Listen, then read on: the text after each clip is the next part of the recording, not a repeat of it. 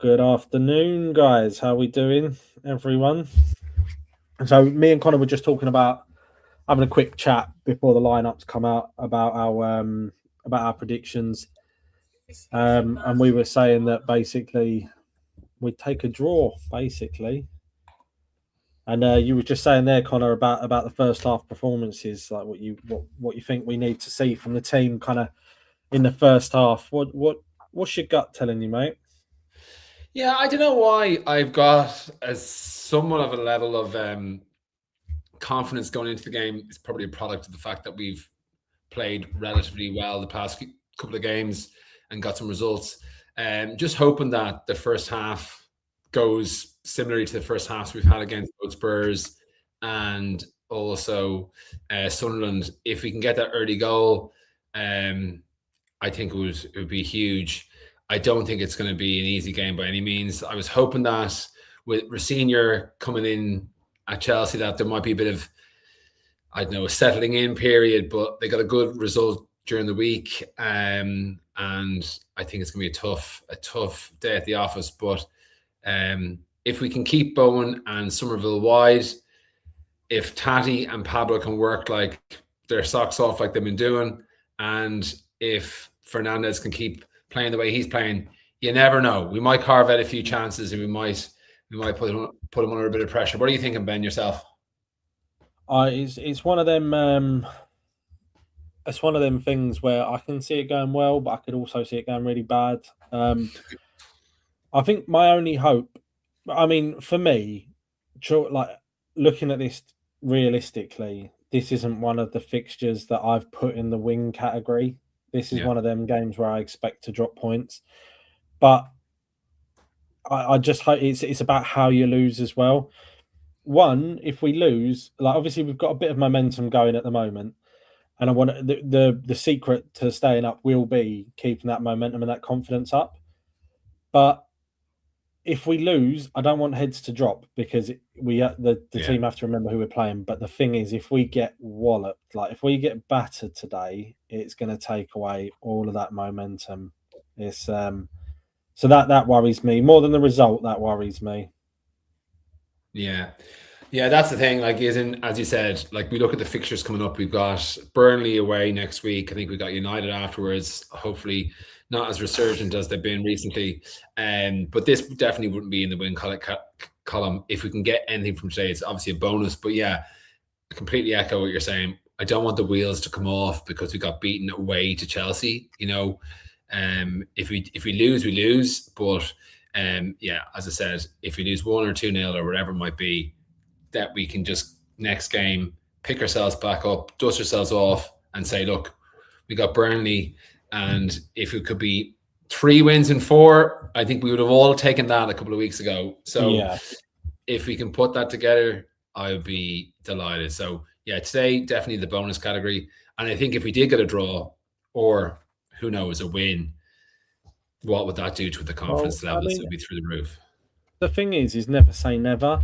It just feels like at the moment, it feels like you have to be cautiously optimistic all the time.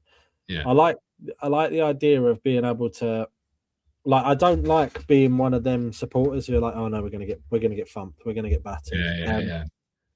But when you're in the situation you're in, realistically, and a lot of our players are not great individually, and they've been brought to play in 3 or 4 different systems, so it's not surprising when you're a big club and you've got money and you've got bags of talent on the bench and stuff like that, like for a City or a Chelsea or an Arsenal, you have the luxury of you can keep a player in your team that doesn't play regularly, doesn't fit your system, but you don't have to sell them. You're not held to ransom. Whereas we've got loads of different players in our team who play in different systems, and because we don't have the luxury of finance, we're having to try and shoehorn them in, or Nuno's having to try and shoehorn them into one system that they're not necessarily built for. And I think the last few games, he's done a really good job of that. And the fact that he switched to formation makes me think that he he knows, like he's got a vision, he's got a plan, and I think it worries me more when managers don't have a plan or don't seem to have a plan. I do think we need another 2 or 3 signings before the window closes. I don't think we'll get them, but we need them. Yeah, that was my concern. I think we were chatting earlier in the week, myself and yourself, and I was kind of entered this week with a bit of optimism. I thought, like, after beating Sunderland, I might give the board a bit more confidence that the Great Escape is on, and they might, sign a few players. But obviously, Paqueta's gone now. We have, I don't know, 30 something odd million, nearly 40 or whatever it is from him. Now, obviously, we signed Tati and Pablo. That probably balances that bit out. I don't think they're going to use that money to splurge. Then we're chasing Disasi and Kinski, I think it is, from Spurs, as 2 of the loan signings after getting rid of Igor. But I expected something else. I expected, like, obviously we got rid of JWP, going to Burnley. There's been talk of other players leaving. I just expected a few more to come in. Now, what my concern is now is the time is so... Oh, here we go. The team's in. Time is so short, but we might as well pause that. We've got a swap. The left back, Scarles, is out. Yeah, I could see that coming. Yeah. We've got Areola, Wan-Bissaka, Todibo, Mavropanos, Diouf, Souček, Fernandez, Somerville, Bowen, Pablo, Tati, which is what I would expect, if I'm honest. And then on the bench, Hermansen, Walker-Peters, Kilman, Wilson, Adama, Magassa, and Scholes. Still scares the shit out of me seeing Kilman's name on a lineup. Yeah, I know. Yeah, it again. I've been chatting to you about it a lot. It's just like his soul has been taken away. Like, there's just nothing left there. He's just a bizarre scenario where he is just there's no confidence. But it seems like he's been lost all his ability. It's insane, really. Yeah, it does feel like he's it feels like there's something missing. I don't know. Like, I mean, I did a video a while ago about his style. He kind of had an enforcer behind him that was the real no-nonsense central defender who would kind of hold up that back line and give Kilman a bit of freedom. And then Kilman wasn't having to concentrate fully on defending, which let him be a bit more creative, which I think keeps him more engaged. Because I definitely think it is a mental issue as opposed to a physical issue.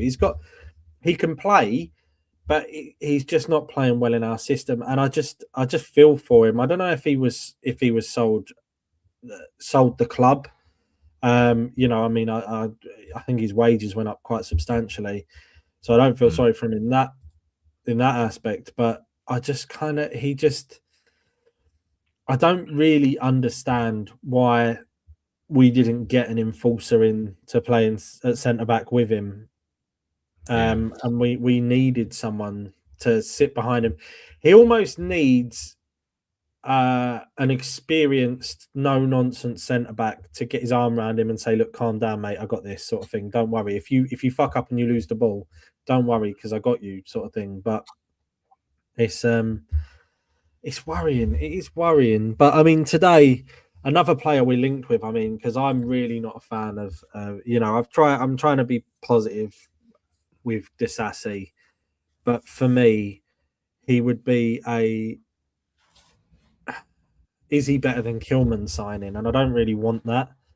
But I mean, Damien's right here. Kilman needs to communicate better, and that is the problem. And I do think it's a mental thing. I do think he lacks some confidence. But again, I just I think, like, today I just watched Southampton play Stoke, and I'm looking at Harwood-Bellis.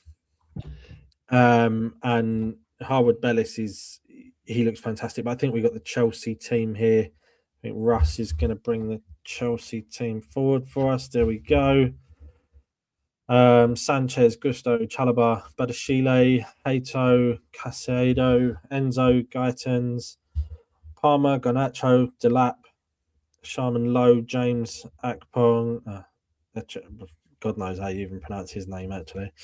Fofana, Cucurella, Andre Santos, Neto, João Pedro, and Guiu. Yeah, your man Guiu. Yeah. Good team. Doesn't look like their full strength team. Looks like they've done a bit of rotation. I would have thought like the likes of Cucurella, James, Neto, even Pedro probably would have all started normally. Would you agree with that? I don't follow Chelsea too closely. I feel like yeah, I mean Mandy's 100% there. Sorry, I didn't come back to you earlier, Mandy. Good afternoon. Mandy's 100% there. Garnacho versus Aaron Wan-Bissaka is going to be a good battle. What worries me is their attack. Palmer, Garnacho, and Delap is really, he's quite a burly lad, and he's going to get into people. I don't know, but yeah, we it's worrying. It's worrying sometimes. You never know what kind of West Ham are going to show up, which is the thing. If we can get the West Ham for the past couple of games, we'd be probably pleased enough. You mentioned before the Chelsea team came out, you were watching. I was watching the Arsenal first half, hoping they would do the business, and thankfully they have against Leeds. Well, last time I checked, anyway, it was 2-0. 𝗪𝗏𝗪𝗏𝗧𝗏 is the latest in who've been linked with, and I think it looks like we've put in a derisory enough, £12 million bid for him, and obviously time is tight. You'd think that he might be a reasonable fit? I mean, he would fit the system. Again, like we're looking at players that we can get as opposed to players we would want to get. But like this season, he's scored 4 goals this season. He's got an XG of 2.65, which he's defender. But he's defending. This is the thing, is that the kind of players we're looking at, just like his tackling isn't great. Is 0.96 tackles per 90. 0.96 interceptions per 90, 0.84 shots blocked per 80 per 90 minutes. It's not really. He kind of works more in he's more of a reactive defender. It just depends what you want. I mean, the way it looks at the moment, we're looking at. It looks to me like the way Nuno's doing his business is we're going to try and outscore teams. So you need them goals coming from all over the pitch. So it really kind of depends on what kind of profile Nuno's looking for. Because as you can hear from the stats I've just given you there, his defensive stats, he's not going to be the key to our statistical, our tactical problems. Sorry, our defensive problems. It's not going to. It might help us keep a bit more control of the game. He does. He wins like 56.1% of his aerial duels this season. He's had like kind of 89.36 touches per 90 this season. So, but his passing again is good. 57.88 successful passes per 90 with an expected assist of 0.06. Again, he's more of a progressive defender, and I think that a lot of people, except the people running the club, can also agree that we need defensive stability. We don't need defenders that can attack. We need kind of defensive stability, not the. I mean, goals are good, but I just don't think that. I mean, like it wouldn't kill us for like it just. I can't remember. I know, I'm sure they have. Like, can't remember 𝗪𝗏𝗪𝗏𝗪𝗏 or Todibo. I don't think Todibo even scored. Like, I can't remember like a corner where I felt like Dinos and Todibo, they're up from the back. I never felt once that there's any hope in hell that they're going to get on the end of it or score. I don't know. I could be wrong here. They might have scored 1 or something like that over the course of the season, but our corners fill me with no. Like, Arsenal scored 2. Well, one was directly from a corner, and the second one was recycled. But when we get a corner, I never get that level of excitement because I never think we're going to score from a corner ever. Yeah, and that is the problem. That is my problem? Is that we don't have that threat, and for me, we lack that threat. Like, as much as people hate Souček, we lack that threat without him on the pitch, sort of thing. You know, I know that obviously Wilson scored from a corner the other week, but I just feel like unless Souček's in the box, I feel like we're not really challenging. Yeah. I don't know. It's sometimes we seem like the players are all in the wrong place at the wrong time. So moving on from, I suppose, the set piece scenario, where can you see, or can you see West Ham hurting Chelsea today? Is there any kind of avenues that you can see us, creating opportunities? I mean, someone's just popped it here. Afternoon, Mark. Palmer's been injured for a long time, and he probably isn't going to complete the 90 minutes. Palmer's a bit of a stroppy kid. If the game's not going his way, his head will drop, and Garnacho's the same thing. There's a lot of inexperience there, and I mean, there's no doubt, there's no questions over their ability, like on the pitch, but it's just their mentality that makes me think, maybe we could hurt them there. It worries me. It does worry me because we're, again, with Paqueta out the door. Any sensible football team, and I know he's not been great this season, but he was one of our key players. Any sensible football team, any sensible business, when you lose one of your key performers, you line up their replacement before they're gone. You don't just start scrambling around down the back of the sofa for whatever you can find, and that's what's happening here. And I don't even know if they're going to replace him, based on the press conference with Nuno the other day when he was kind of saying, you can't replace him, it's impossible. That's nice, but what are you going to do to try? I agree. Yeah, you can't replace a player like Paqueta. It's difficult because he's his own kind of player. But I don't want to hear about, form-wise, it's difficult to replace him. Of course, yeah, I get that. But we need some cover. I mean, it's not even necessarily about replacing it. It's about having options, and the options are starting to kind of, they're starting to kind of dwindle a bit. I just want to be able to offer something different on the pitch. Do you know what I mean? 100%. If Fernandez was to get injured for the rest of the season, I think we would be up shit's creek in a big way, because I think he stepped in a big way to replace that void.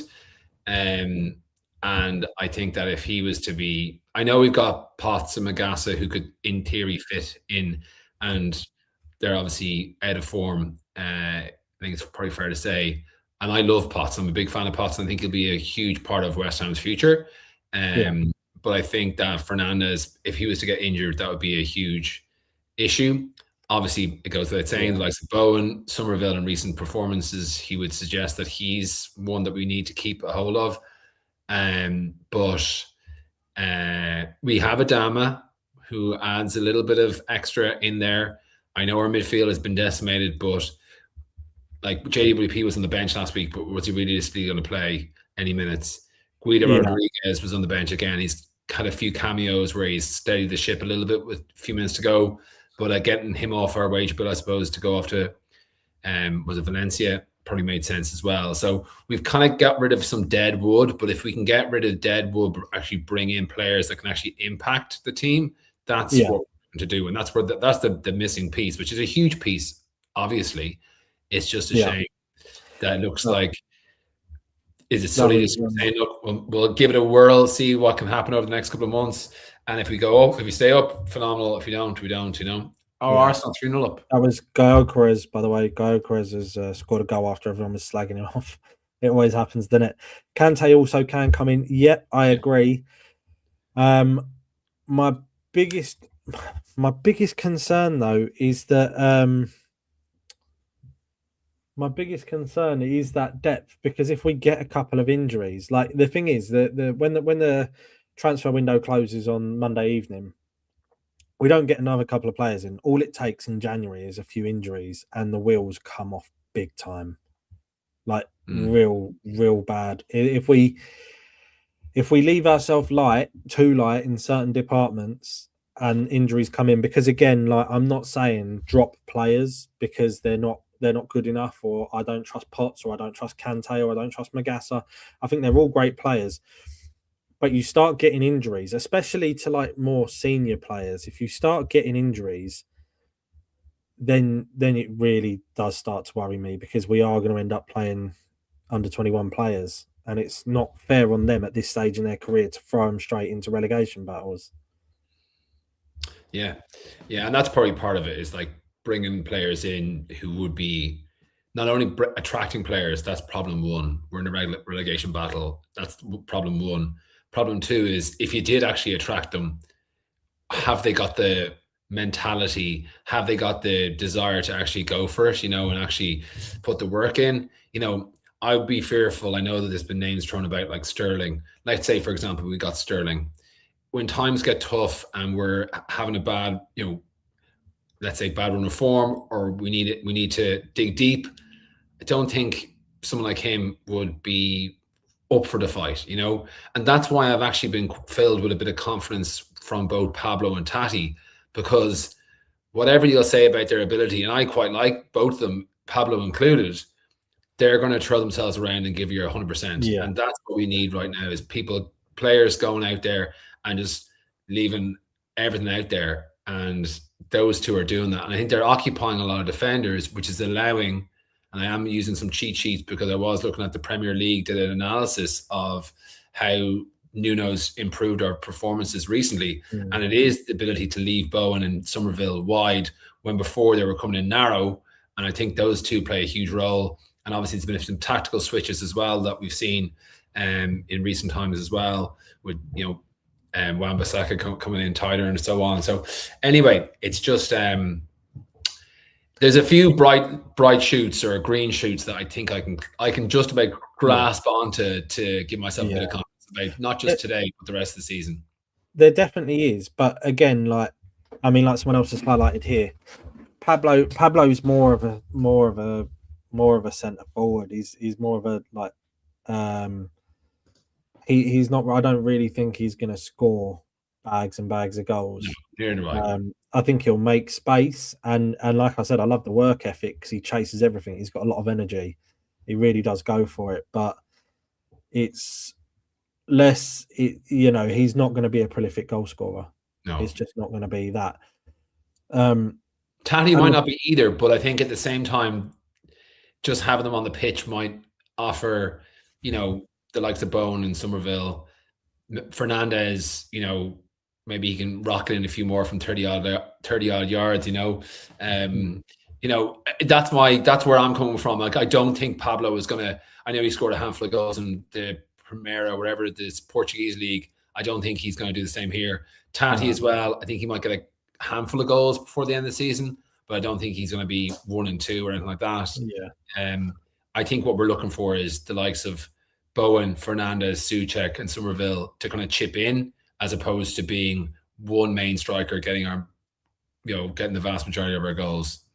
Yeah, and Pablo does offer something though, because he does create space for players like Somerville and Bowen. He does create space, and that is something, we need that space,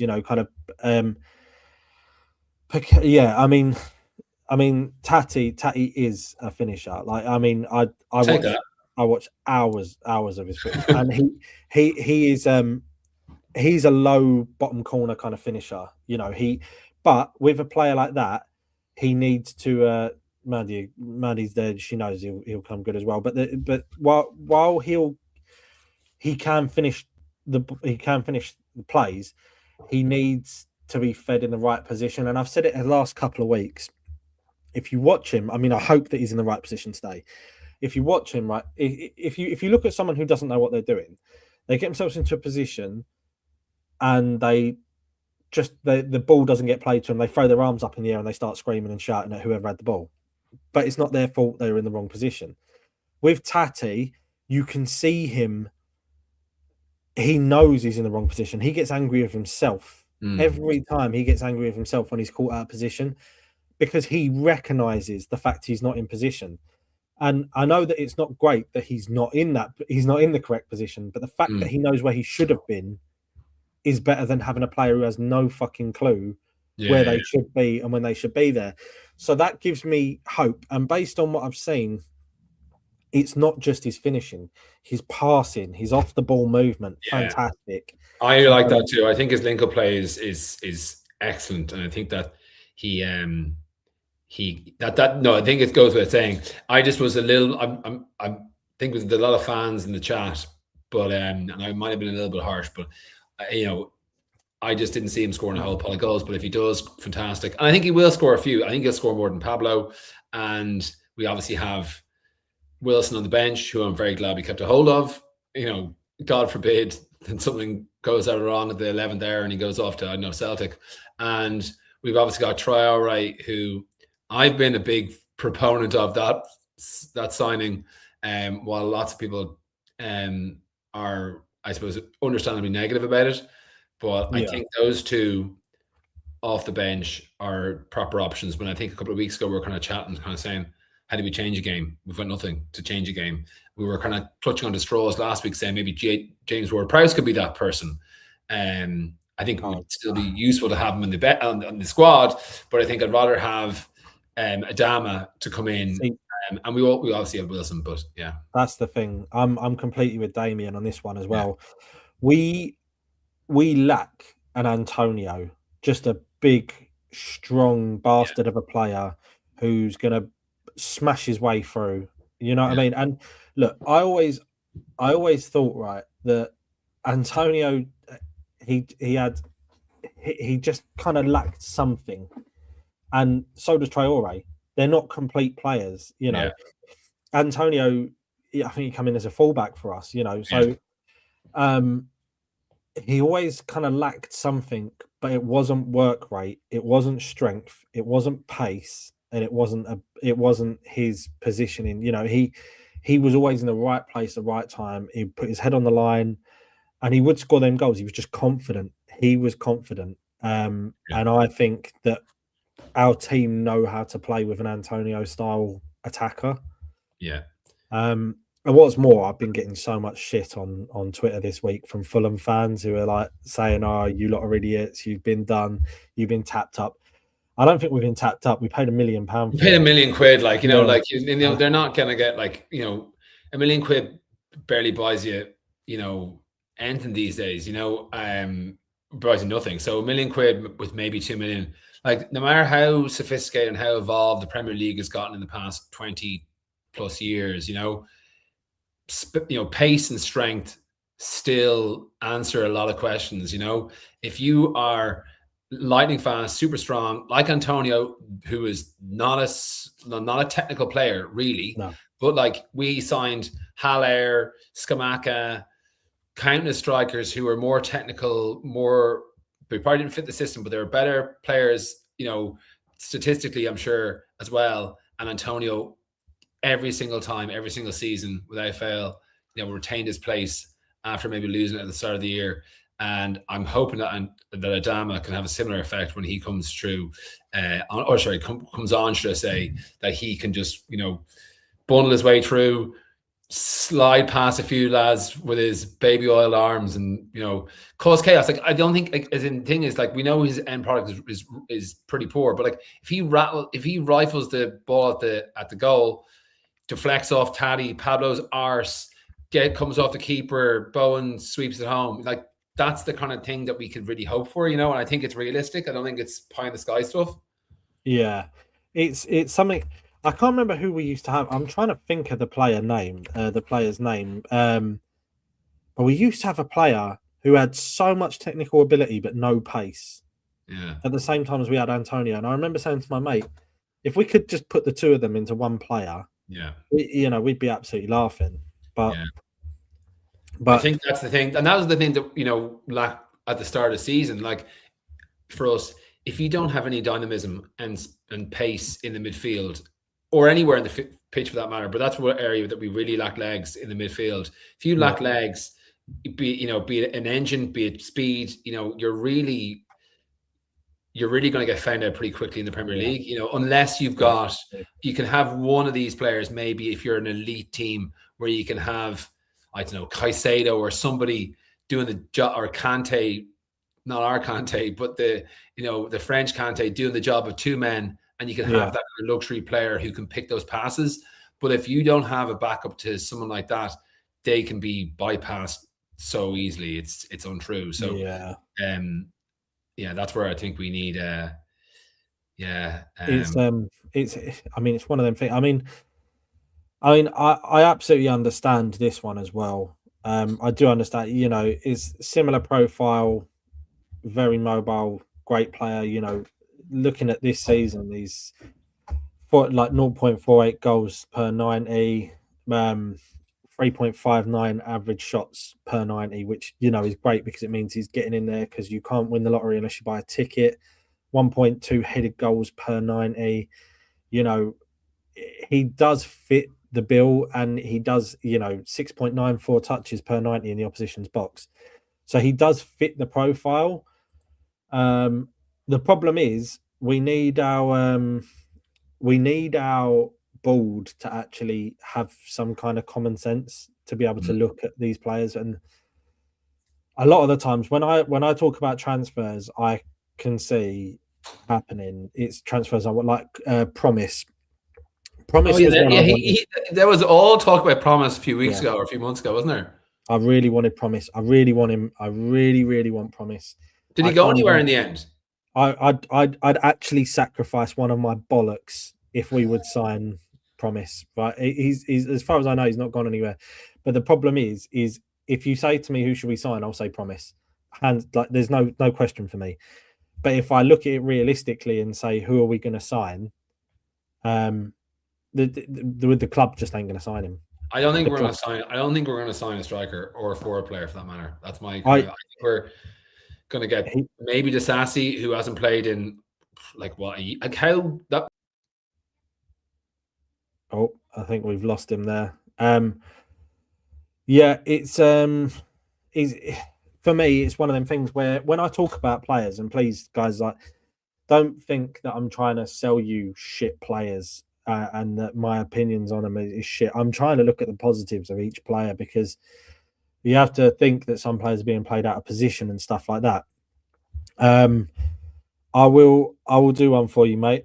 I'll do one for you. I'll try and get it done this week and whack it up, and we'll do a deep dive, because he is a very, very good player, and he is someone we should be looking at. And unfortunately, it's someone that we're not, as far as I can see. But yeah, some of these players that I'm telling you about aren't brilliant, but they're more kind of you're back. I don't know what happened. My Chrome just went, and then I was like mid talk. I think I was waffling on about 𝗪𝗪𝗧𝗖 or something. But anyway, I'll let you continue. Sorry about that. No, you're right, and it's exactly as I kind of caveated into after you'd gone, was that I'm not trying to, obviously we've got this platform that we're lucky for, to talk to supporters and to put our opinions out there, and I don't want anyone to ever think I'm trying to force players on them, or say, oh yeah, I'm trying to piss on people's heads and tell them it's raining, sort of thing. I realistically, I know we're not looking at the best players, and they're not the best players. I'm trying to look at the positives of every player, and I will try and find positives for every player, especially if we're going to sign them, because if they pull on the shirt, I'll support them. It's no secret how much I dislike 𝗪𝗀𝗻, but I'll cheer him on when he's playing. You know what I mean? I wish him all the best. I wish we could find a way to make it work for him. But we need to. What I do when I look at these transfers is I look at the players that I do like the stat reports on the scout reports sort of thing. Is when I look at these players, I think these are the ones we're realistically going to get, not the ones that I want to get. It looks to me like at the moment, it's nice to see that Nuno seems to be in charge of some of the transfers. I think if we end up with 𝗪𝗪𝗧𝗖 on loan, that is Sullivan. If we end up with a cheap centre-back option, that's Sullivan trying to keep us happy. It's not, but like he's so short-sighted of someone like Sullivan, right?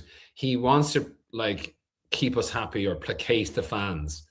Every single fan and every single person in the chat here today knows that Disasi is a short-term, option that is not going to plug the gap that we need plugging, because it's how long is it going to take him to get up to speed? He's not going to be match fit. He's not going to be match sharp. He was good, 2 seasons or 3 seasons ago, whatever it was, that he went to Chelsea. So I just think that realistically, signing someone like that, like, it's not going to move the needle at all. If he wants to keep the fans happy, he could have listened weeks and weeks ago and gone in, or in the summer, and gone in and got a proper center defender. We all know the names that we would want linked, not that have been linked, that we would want, that makes sense. But he wants to go down the cheapo route. And the only silver lining that I can take about the predicament that we're in and the predicament that we could find ourselves in at the end of the season is it might just push him out the door. That would be the only hope. I hope that's happening. I hope that's happening. And there was something floating around online that last week there was a car registered to a Saudi businessman. I love those such tenuous rumors, but I'll always gobble them up like. But I hope but that's how bad it is. Arsenal are now 4-0 up against Leeds. Fucking hell, we've still got to play them.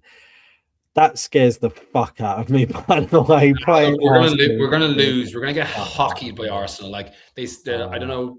I know Gyökeres always found that name difficult, and Gabriel Jesus has scored. I'm guessing they'll have probably scored another corner or two from those. Like, we're gonna lose to those lot. It's just goes without saying. And nearly everyone else is, unless you're, managed by Michael Carrick, it seems. But and I think that we can write that one off. And if we can keep, if we lost 1-0 to them right now, if you offered me a 1-0 loss, I would obviously take it, because it would be advantageous in terms of goal difference. But no, I wouldn't hold out. But we have got Leeds to play last game of the season. I haven't gone through each game, but there could be something left in that by the time that comes around, and I would obviously be. I'd hate it to go down to the last game. I would hate it too, and we all would. It'd be like the playoff final all over again. But it's one of those things where I probably would take it now, given the fact that we are adrift now, that one game won't turn it around. But if it could be the end of the season, it would be one of those. It would be one of them. Like, it would just be horrible, especially where I live. It would just be fucking horrible having Northerners round me and losing and going down to Leeds at Leeds' hands. I just couldn't. Well, let's hope it doesn't come to that. Let's hope that we are safe for the game. Yeah, I mean, we go on a 6-game unbeaten run and we finish halfway up the table, and this fucking Tottenham go down. That's the best way. Well, the thing is, right, if we get a result today of some description, right, draw, whatever it might be, and we got Burnley next week, we in theory could have had. Let's say we win today, and that was pie in the sky, and we beat Burnley next week, which is realistic. I think it's fair to say realistic, not a given by any means. That'd be 5 wins on the bounce. When was the last time that happened? Now I know I'm getting ahead of myself and counting in 2 wins, but it would just be, it'd be something. It would be something. But I mean, football's a funny old game. I mean, look at Leicester. I watched a documentary about them the other day, and they were saying that when they were playing, they never spoke about winning the league. They never thought they were going to win the league. They just said they went out and played their game, and then the wins just kept coming. They just kept coming. And obviously, if Leicester can win the league, then we can get ourselves out of this mess. Do you know what I mean? It's one of them. It's one of the, once a couple of wins come, like we've got a couple of wins under our belt, there's no one who can say definitively we're going to lose today. There's no one who can say definitively we're going to win. Anything can happen, and that's the beauty of football. Otherwise, you wouldn't bother watching it, would you? I would say that Chelsea, like I know it's obviously they hammered us early in the season. admittedly after Paqueta scored quite a good goal. Yeah. I would say but with Chelsea looking at our last 2 games, I'd say Chelsea are not licking their lips at the prospect of today's game. To be perfectly honest, I reckon they think they are going to get a game today, and I certainly hope they do. Yeah. So I'm not. I would take a draw, as I said, but I don't think that it's beyond the realms of expectation that we get something, or at least put in a good performance today. This for me is about confidence. Yeah. And since Nuno changed his system, Yeah. a couple of games ago, we're looking good. The players look like they're buying into it. I mean, we have our moments. I wouldn't say we look good. We look good by this season standards. Yeah. But we really need to kind of capitalize on this. And what was nice for me was seeing the what was I even talking about? I've just lost myself there. I've just seen this. I didn't even know Disasi's not on the bench, not yet anyway. I hadn't even noticed. No, but he's in the bomb squad anyway. But I wouldn't have expected him. But I kind of looked at that and just kind of lost my trail of thought. But it makes me feel a bit more positive that the players look like they're buying into things, and we've got a couple of wins and we're starting to progress. And what I really loved was seeing Paco do his bollocks at Nuno last week. And you know what? It's not about insubordination. It's not about undermining the manager. It's just if you're going to have an assistant manager, he needs to be brave enough and confident enough to come and tell you, to call you out on your shit.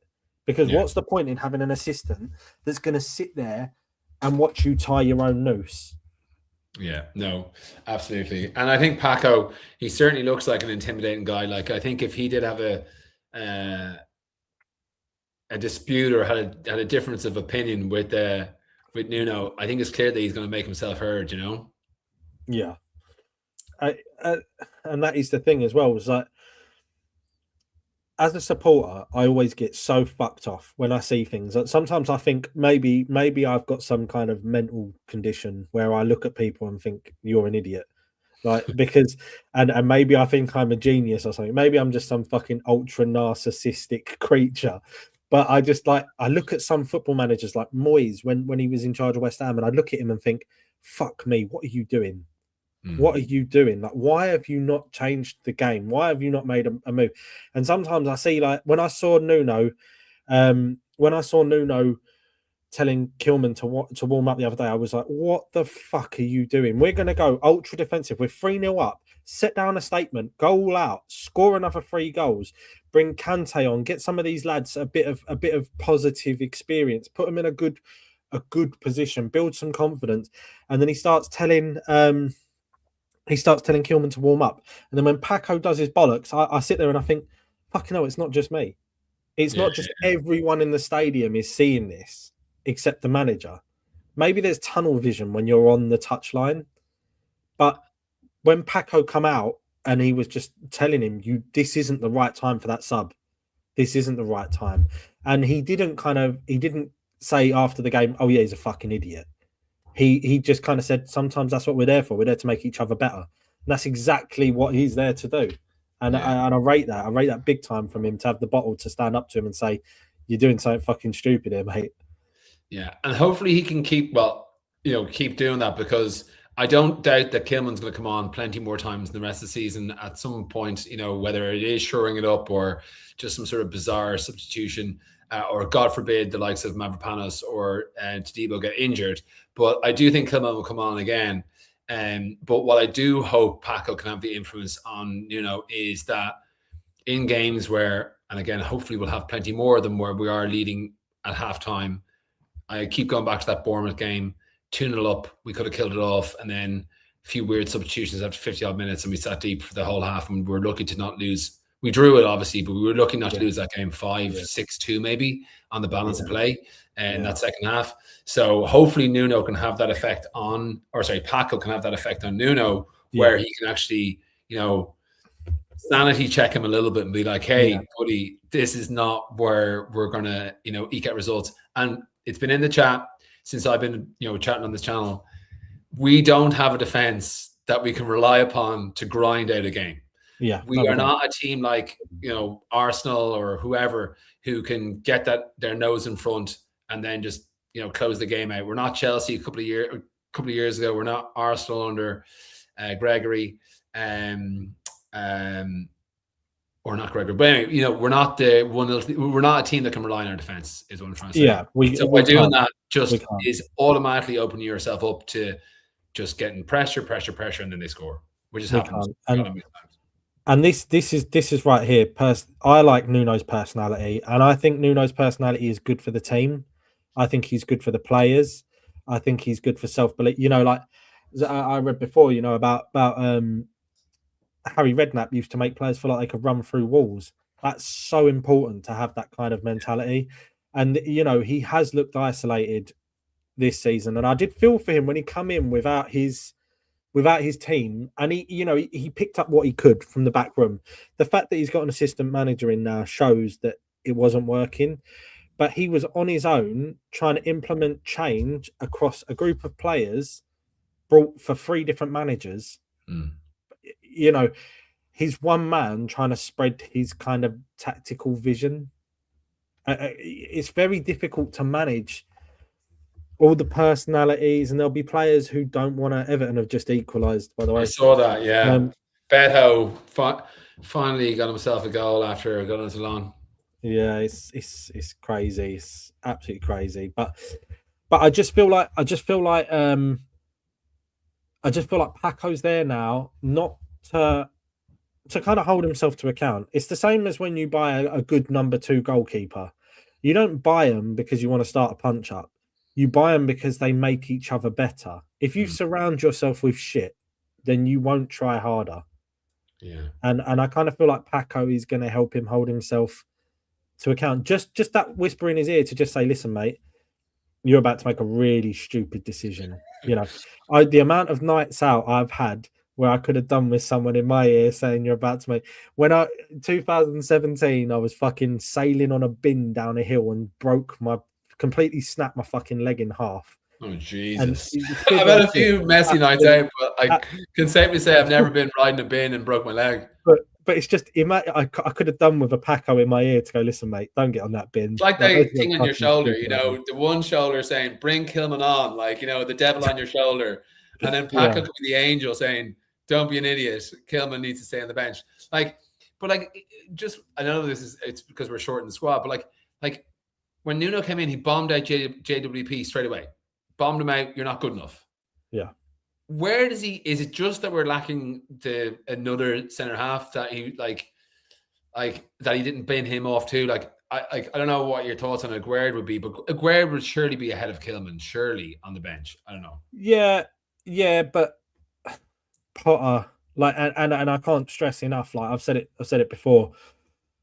We cannot forget what Graham Potter has done to this fucking football club. It's horrific. That man single-handedly destroyed the club. I don't know who wanted to go, who didn't want to go, but let's just say that Emerson was pushing his way out. We got rid of Safal, and the way we treated him was disgusting.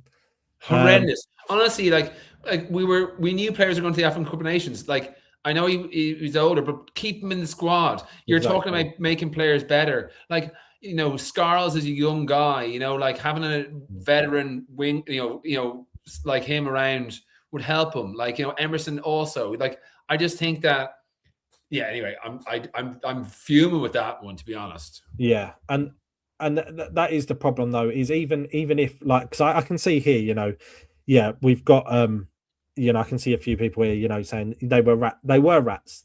He was a rat. He was 100% a rat. Paqueta is a rat. Kudus is a rat. Totally the rattest of all rats. But maybe we'll do a Thursday evening show about the biggest rats in West Ham history, because we've got a few. It's like absolutely, we won't be short of a few. That's for sure. It's like the fucking plague at the Olympic Stadium. We love getting a rat in. But the thing about it is, as well, as like a lot of the time we get rats in is because we haven't got a coherent transfer policy. So you're going after players that are mercenaries that will fit in, that don't necessarily fit in. They're going cheap or whatever they might be, and lo and behold, they turn out to be like have the fucking worst attitude possible, you know? And that's not always the case. We go after Kudus and turns out to be a complete rat, even though he was obviously well respected and we paid a few quid for him. But I'm just saying, it's not a surprise that we've ended up with plenty of rats over the years, you know? I didn't like Paul Ince was the biggest rat. Well, he gave himself a nickname, the governor, like, you know, and he had this superstition where he put his jersey on like before. Ince is the pits, like we all know he's the pits. Yeah, I mean, look, there's a difference between. Look, I saw the video. Like, I'm a bit of a soft touch, to be fair, because it couldn't have been easy for, like, I've had my problems in the past with mental health, and I'm sure everyone has. You know, men sometimes have it worse because it's a bit of a stigma, and we were talking the other night about the stigma within sport about mental health. And Paqueta was definitely, and I'm not saying that he didn't do anything to you know, no smoke without fire, and that I don't know legally what happened, but Paqueta definitely suffered. And then when I saw the video of him in Brazil and he's kind of almost in tears embracing the supporters, he just looked like he was happy to be home. That makes me feel a bit better about the situation, is that he wasn't working out for the club wasn't working out for him, and now he's gone. Hopefully everyone can kind of heal. They had signed a contract, you're right, they did sign a contract, and that is the problem. That is the problem with me, is that to give it at the beginning of the season, we go again one more season, no worries, we only expect one season of you, so now give us your best season. And then to give us kissing the badge and the throwing the phone away and everything, like, fuck off with it. Like, honestly, all that carry on just pisses me off. Like, when we've got our guard, he come to us and then acted as if he was being forced to play football. He wasn't. He was you know, he was an arsehole. He was an arsehole. I find it, and I think that he'll probably be a huge success back in Brazil, because he'll be at ease, he'll be comfortable, he'll fit into the, I'm sure, the league. I don't know anything about the Brazilian league, to be perfectly honest, apart from the odd game here and there. But yeah, I'm sure he'll do fantastically well, which is what we were hoping would happen this season. Was you finally got this betting, whatever it was, behind you, the ridiculous chart. Like, again, he probably did do something fishy. I'm sure there was something, but the FA's case apparently was non-existent. Like, there was no case. So the fact that they dug their heels in so much and fucked over his career, fucked over our transfer budget as a result, and as a result probably diminished the player dramatically for the time that he was with us. Whether he can recapture some form in the years to come, who knows? But that was a huge, epic event that occurred that just kind of fucked us around. Then you throw the gasoline on top of the fire, which is Graham Potter, and you've got the dumpster fire of all dumpster fires, where you're jettisoning players, you're selling players to the wrong. Anyway, we know what happened, but I think just those two events in themselves, Potter and the betting stuff, caused seemingly irreparable damage for the time being anyway. It was mayhem. It's absolutely mayhem. And like you said there about the finances, where the fuck did the FA get off? Because they had no case. They know they had no case. They strung it on because he threw his phone away. He's a millionaire. They were fucking around with his phone. He doesn't. When you're a millionaire, you don't just borrow a fucking secondhand Nokia off one of your mates. You just go and buy yourself a new phone, don't you? And then when you get your old phone, who cares? You just chuck it. So he's chucked it away. Maybe he shouldn't have done it. Maybe it was evidence. I don't know. But it was flimsy case. But where is the money we would have got from Man City? Because it's all very good and well that Paqueta's left and he's gone home and he feels happy and it's fine. No worries. But what about the money that we could have got for him right before they flared that? And the timing of announcing that. It was literally like we could have had him signed, and it was the matter of like a couple of days, wasn't it? Or like hours maybe, because it looked like it was a done deal. And like, what a difference that would have made. Yeah, and this is 100% here. Paqueta's up for 2 years. Man City 115 charges. Just laugh at the FA. It's fucking ridiculous. It is ridiculous. And you know, Paqueta as well is the least of the rats. He's just fresh in the mind at the moment. But yeah, I don't think I wouldn't. To be perfectly honest, I wouldn't call him a rat myself. I think that he just had issues. He had problems. He wanted to go back. He wanted to go back home badly. Like, I wouldn't put him in the same category. If you had Kudus on screen and Paqueta on screen, you ask me who's the rat, you know, or who's, you know, Yeah, it wouldn't even be a competition, you know. No. And I just think that he suffered badly, and I know we won last season out of him, and I wish we did get that swan song season from him where he reclaimed his past form. But it's just one of them situations where at least he did do what he said he wanted to do. He went home, you know. He went home, as Damien said there, you know, he went home. The bigger problems for me are players like Kudus and stuff like that. He could have gone fucking anywhere. He could have gone anywhere, and he chose Tottenham. And I'm so glad that he's injured. I know, like I've talked with my buddies who are big Spurs fans, like, you know, and you know, I was just saying to them like nonstop, like I've been willing him to do terribly, you know. I've been willing the most ill will. Every time I'm chatting to them, I'm like, that rat, like, you know. And I'm so glad he's injured. And I don't think that, well, I know he's their top assister or whatever it is, but like I don't think they're massively enamored with him. No, they seem to hate him. Yeah, so that's the thing. And like he's just I just think he's got bad energy, you know. He's got a bad attitude, you know, and I'm happy he's not here anymore. I didn't. He was too predictable for me, and I'm not saying like he's a great player, but he's too predictable. Every time he got the ball, he'd cut inside and shoot low towards the near post. Yeah. Every time, and he also just kept his head. His head was too. I know he's got great control, right? That we know that, but he was very much a head down player. You know, he would have the head down and just try and beat a player and have it get a shot away. And I don't think he has the awareness a lot of the times to pick the right ball, because he's so focused on beating 1, 2, 3, 4 players, which 8 times out of 10 is not the way to go. And you'll see commentators or other people going, Jesus, isn't Kudus amazing? He's gone and beaten 3 players there. He might do that one time in the game, and then the rest of the time he'll be fucking around, you know? And you'll have that highlight reel where someone will say he's unbelievable.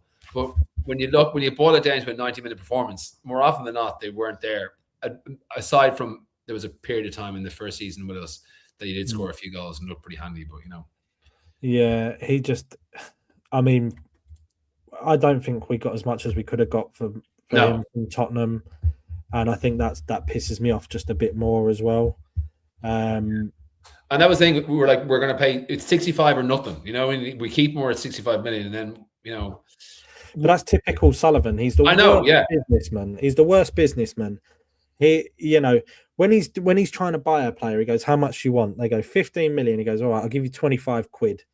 And then when he's selling a player, he's the exact same. He's like, "How much do you want for him?" 65 million, and we're not budging. We'll give you 40. All right, no worries, you can have him. Yeah, like, you know, we're actually, like, some of the bids that have gone in over the years, particularly the last like 2 or 3 years, some of the opening bids that we've made are actually, like, it's actually embarrassing. Like, I'm surprised that like other clubs like aren't just blacklisting us exclusively. But, like, you know, like we go in, and not that we're big fans of 𝗪𝗏𝗏𝗏, whatever. I think they put in some stupid low offer to begin with there. I think the same actually happened with Fernandez.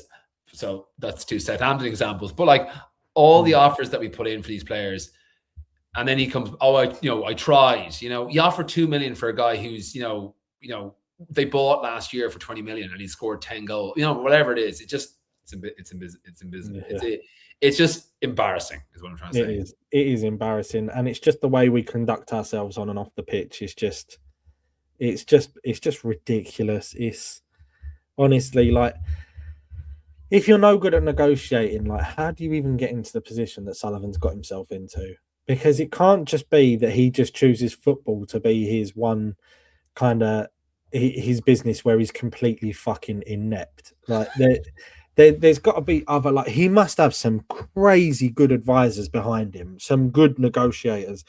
But even then, judging by his micromanagement of West Ham, I can't see that he would let anyone have control over anything, because he seems so obsessed with having his fingers on the button all the time that he can't let go.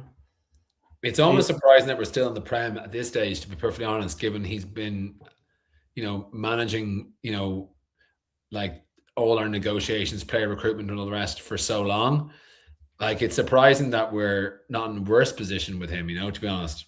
Yeah, it goes back to like even Brady saying, let's get Brady's husband being good friends with Graham Potter, and then Graham Potter gets the West Ham job. I just kind of think, why did we even think that Potter was the one? Why did we even contemplate? I don't know. I don't think like it all goes back to the first change anyway. We wanted change. They got rid of Moyes. They gave us change. And then when that didn't work out, instead of going in a different direction, they shat the bed and went back to what they knew before. Moyes saved us, got his contract. He gave us that trophy, and I'll always be grateful for that.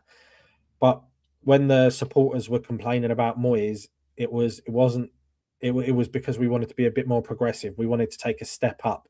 We had dipped our toes in the pool, and now we wanted to go for a swim. And the board were like, do you know what? We'll let you go for a swim. We're going to need some armbands, so we'll get you a nice, good, attacking, up-and-coming manager. He's Julian Lopetegui. And then when they were like, oh, shit, he's not the attacking, up-and-coming manager that the supporters wanted. Who should we go for? And then Karen Brady's just sitting there going, I know, Graham Potter, fantastic. And then we've even, now we've got Nuno as another defensive manager. It's like I don't get who at the club is listening to. Well, they're not listening to the supporters. It's the changes they've made that fucked up this club came at the start. Absolutely, yeah. No, and the thing is, like, I suppose it's just like a domino effect. Like, it's one of those things where it's the opposite to a thing compounding in a good way. It's compounding in the wrong direction, because obviously with each change, different issues crop up. But I suppose we could, I could put my boot into the ball all fucking day. Yeah, I could put my boot into the ball all day. With 15 or 18 minutes till kickoff, what are we kind of feeling? What are we thinking? I suppose in the chat, I suppose a few score predictions wouldn't go astray. What's your score prediction? Have I asked you yet? No. You're going to come out with something negative, aren't you? Yeah. I can see you're not confident today. I can feel it. Look, we 2-2 is my supporter. Wow. My West Ham head. My realistic head is Chelsea 3-1, and that would be a result, to be fair, if they score less than 3 goals. Yeah. But I mean, like Ekim's just said, let's hope Chelsea don't overrun the middle, and that's my worry. That's my worry. Yeah. That's my worry. We're not keeping a clean sheet. That's one thing for damn sure. So some of it, yeah, he had a lot of attacking players, which is crazy because they clearly wanted to go in that attacking direction, but they didn't get the manager into the manager. We didn't get the manager in to build it. It was just, it confuses me. We built an attacking team, and now we've got a defensive coach trying to manage a team with all different kind of players in. It's just a fucking Frankenstein's monster of a fucking squad. I actually feel sorry for Nuno, fucking having to go to that training ground every day, look at him and think, fucking hell, hopefully Sullivan does something for me. Yeah. And do you think I have a very pessimistic outlook on the transfer window. Do you have any, I suppose, optimism in terms of who we might end up recruiting by the time it slams shut, as they say, on Monday evening? I would love to be surprised, but I can't. I don't know if this would get the stream banned or not, so I'm not going to use the full words, right? But David Sullivan is such a jumped up little see you next Tuesday that I can't see him doing anything that we want or need between now and Monday evening. The only thing I'm thinking, right, is we've gotten rid of so many midfielders, and our window so far has been, apart from the very start, fairly inept, that I'm kind of thinking there has to be something up somebody's sleeve somewhere, or it's just like, I just, that's my only confidence. Not confidence, hope is probably the more appropriate word. That there's something in the background going on, that, like, Souček, for example, was signed, and no one even reported. Now we didn't know who he was really at the time, but Souček was signed with no fanfare, no talk, no nothing. You know, he was just here and signed, like it used to happen back in the 90s when you would just go, player signed. You know, you might have heard a rumbling on teletext or something. So that's all I'm hoping, you know? Yeah. Look, I think that Nuno is doing something. One of the things that Moyes did well was managing the board. And I get the feeling that Nuno's not taking any shit at the moment. And I think that if they, based on his previous with at Nottingham Forest, he's not worried to talk out about against the ownership model. So I do think that if Sullivan tries to fill this team with players like 𝗪𝗲𝗴𝗂𝗪 and people like Salthouse clients, standard fucking cheap deals to keep his mate happy. If he tries to do that and we go down, Nuno is going to let rip, because it's his reputation. It's his reputation. And you know what? A lot of people don't like Traoré. They're slagging off the signing and that. Nuno wants Traoré. That's a Traoré signing. Nuno, that's Nuno's reputation. And I don't think he wants to be done in the game. He's not an idiot. He's not, he wants to carry on in the game. He's got a lot of years left in him as a manager. He wants Traoré. Give him Traoré, because he's not trying to build a team to take down. He's not trying to build a team to take down. And I think he knows the reality that we may well go down. And I do think he would be great to bring us back up. And I do think that he's building a team that not only could possibly stay up this season, but will get up next season as well. I just think, as well, we're all talking about backhanders with with Mendes and stuff like that. I think he's probably getting some kind of backhander.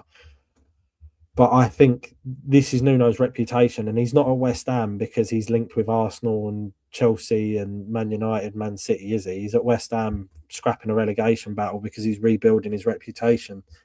I trust him. If he did keep us up this season, his reputation would certainly be bolstered anyway. That's for sure.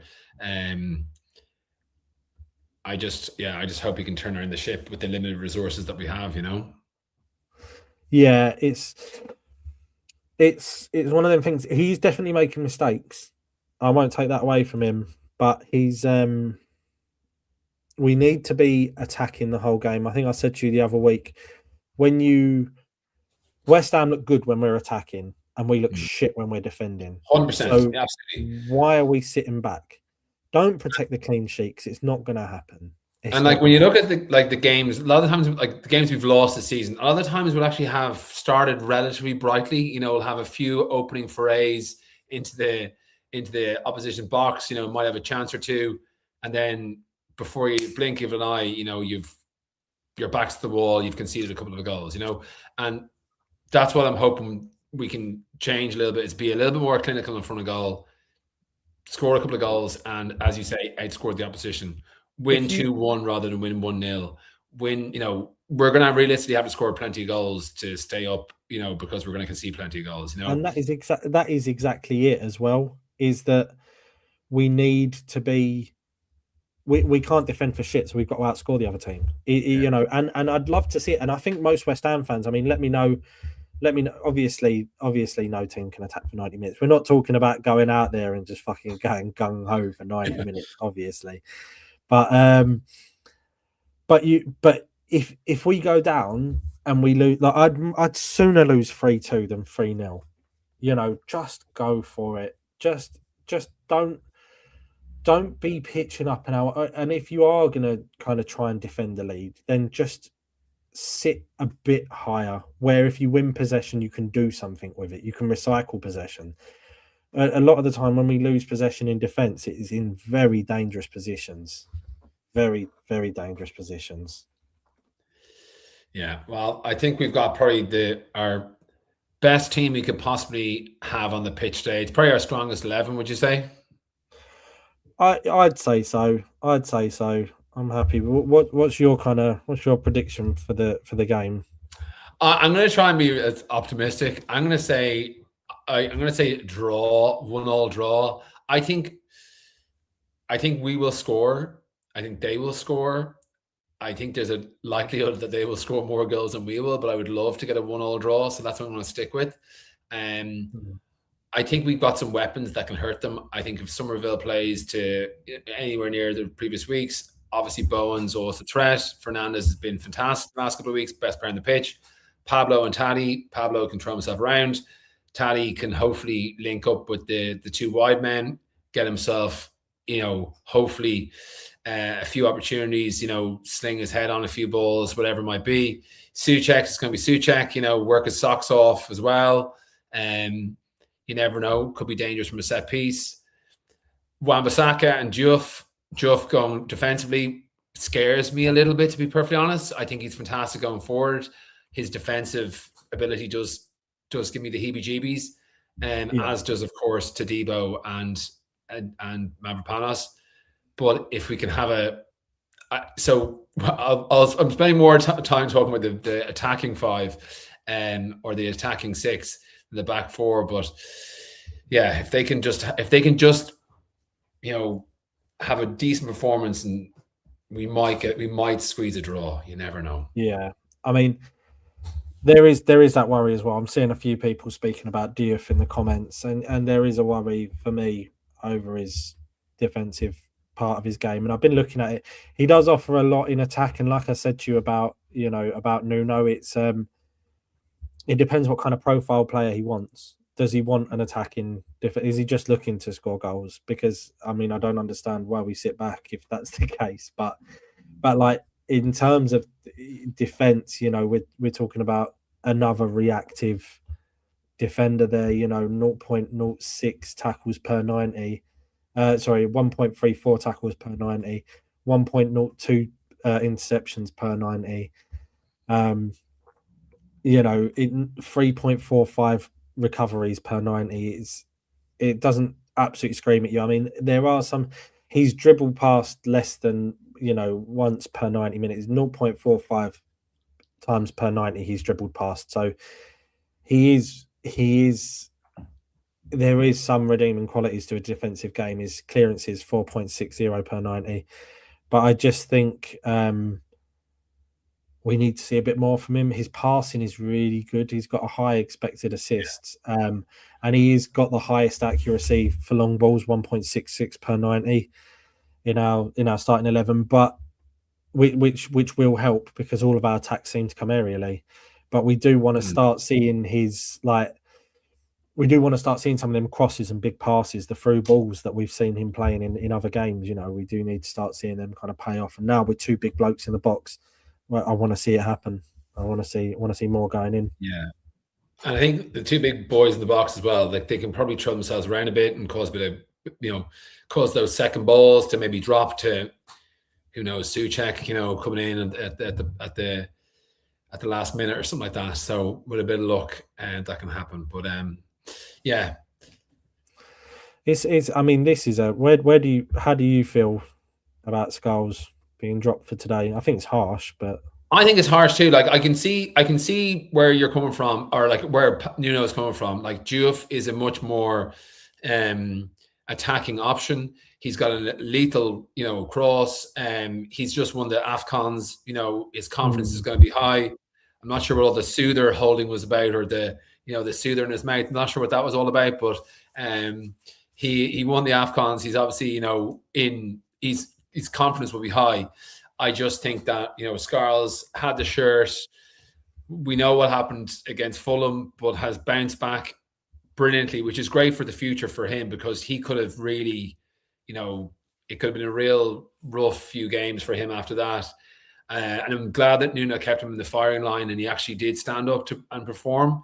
So I think he'll be a player for us moving forward for many, many years, you would hope. But I can get where Diouf is coming in. And yeah, he's an AFCON winner. He's got to lift the ball. We're looking to outscore the opposition. So maybe he can fling a few balls in on someone's big head, and he can get an assist or two. Well, two is probably a bit ambitious. Maybe get an assist. I mean, you are looking at two different players. They're two different profile players, Scholes and Diouf. So it's hard to say. It really depends on what kind of tactics he's looking to play. He's kind of a stark opposite to Diouf. He's kind of 3.88 tackles per 90, 1.44 interceptions per 90, 4.74 recoveries per 90. Those are big numbers, and we do need defenders. We do need more defensive players. So for me, if we're going to play defensively against Chelsea today, I would have had Scholes in the lineup. If we're going to go for it, I would go for Diouf. Having said that, if we're going to play the way we have been playing and go for it in the first half and then sit off in the second half, I think I would use Diouf in attack for the first half, and then I would get Scholes on in the second half to kind of shore out that defence. Yeah. I'm also looking forward to seeing Adama at some point today, irrespective of what's happening. I'm excited to see what he can do. This is what makes it difficult, is that I don't think there's a right and wrong answer to what happens today. It's more opinion, because Scholes has been great recently. He's performed well. He's really bounced back since the Fulham game. He really has bounced back. But Diouf has got the confidence of winning the AFCON. So it's opinion. Here he is. Evening, geezers. How are we getting on? How are we feeling? Yeah, I'm feeling all right, mate. I always feel a little bit positive going into West Ham games. I lost a lot of that positivity. Before the last three games. But I feel like I'm in that false sense of positivity again. And before 4 minutes anyway. Well, before the QPR game, Connor, I kind of put a stake in the ground and I went, I'm going to start fresh. I need to start thinking differently. And funny enough, since I've thought like that, things have changed slightly. So I'm just hoping that we can continue that. And that can, listen, we've got a massive task today ahead of us. But I heard what you were saying there before I came on. And all we ask for is energy, fight, chasing down. All week we've been talking a lot about Pablo and Tati and what difference they've made to this team because of off the ball work they do, and we want that to continue today. And I'm starting to look at our bench a little bit, and I'm starting to feel like, there's definitely something now potentially to bring on. I'm not getting caught up or carried away with the whole Adama Traore situation, but he certainly can offer us something as well. Also, we're owed something at Stamford Bridge, and I'll tell you why. 𝗪𝗀𝘀𝗁 goal that could have probably defined his West Ham career when he scored a perfectly good goal and it was chopped off because they said there was a foul against the keeper when Jared Bowen ran on, and it wasn't. It was one of those most ridiculous ones. I can't even remember if I'd done one of these shows, and if I did, I think I was punching the bloody table and everything. So we're owed one. So, God, could you imagine? Well, it would be unbelievable. Yeah, it would be. You'd really feel like, we can kick on from here. 4 wins in the bounce. Let's dream. But even a point here today would be huge, I think, as well. Huge, mate. Huge. Yeah, I think we could. I think we can get a point. I just feel like you never know what West Ham are going to show up. And that worries me. That is a concern. For everyone that's watching, if you don't know, Connor, Ben did their first kind of official Gift of the Gab show on Thursday evening. So it was great. It was bloody great. So keep coming in, support them whenever they come on. I think they're planning on doing it every week, and we understand life gets in the way. Sometimes that might not happen, but usually I think it's every Thursday, I think. And so please give them a massive shout out. Also hit the thumbs up for them as well. Guys, it's been amazing. Thank you very much. Cheers, mate. All right. Enjoy. Yeah. Hold on, what do I need to say? I need to say, Ben, don't close the stream down. I'm going to fucking do it on purpose one of these days. Don't worry, mate, you've already done that.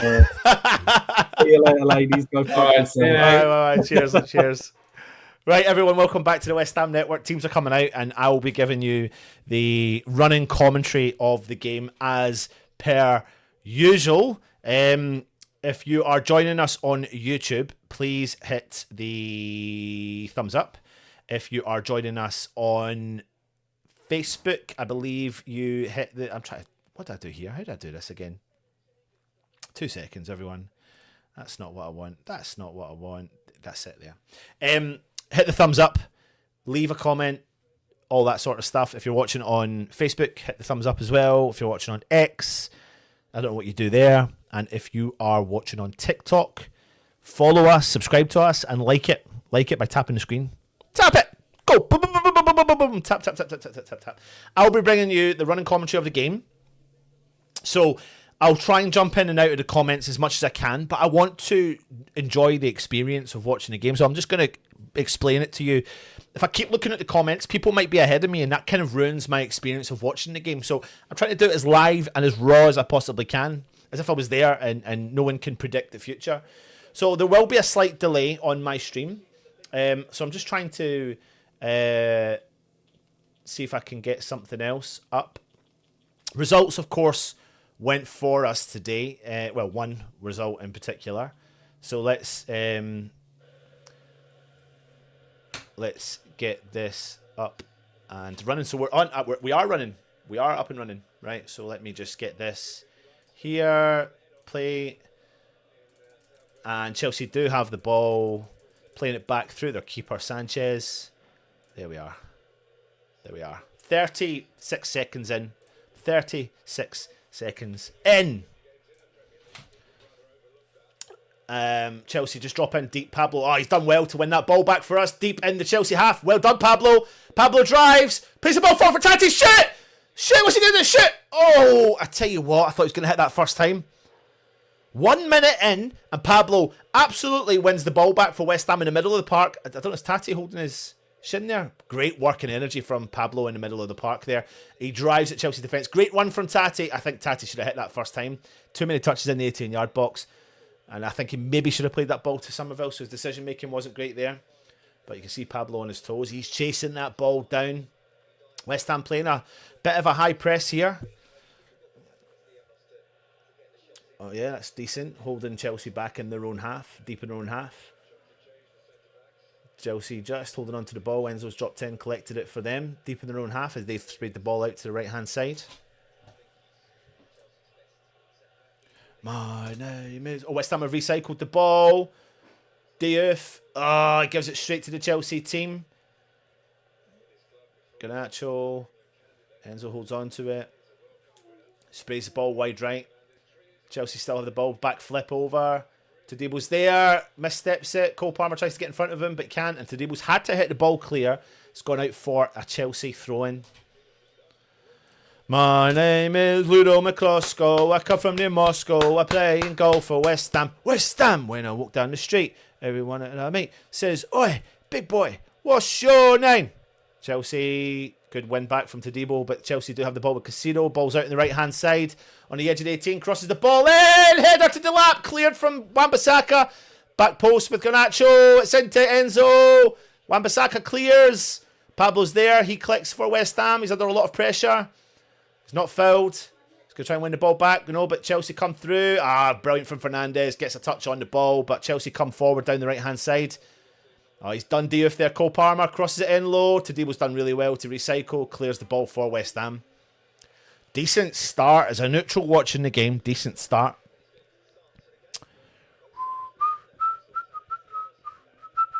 Tell you what, by the way, Aaron Wan-Bissaka's put his head on that ball. And he's done well to keep West Ham out of danger from that cross in. Anyway, Chelsea have the ball back in their own half. West Ham just starting to press a little bit with Tati Castanelos. If you're new around here, hit the subscribe button, hit the thumbs up. Please leave a comment. This is the West Ham Network. Live YouTube, Facebook, X and TikTok. Ball sprayed over the left-hand side. Again, thanks to Ben and Connor for doing the pre-match show.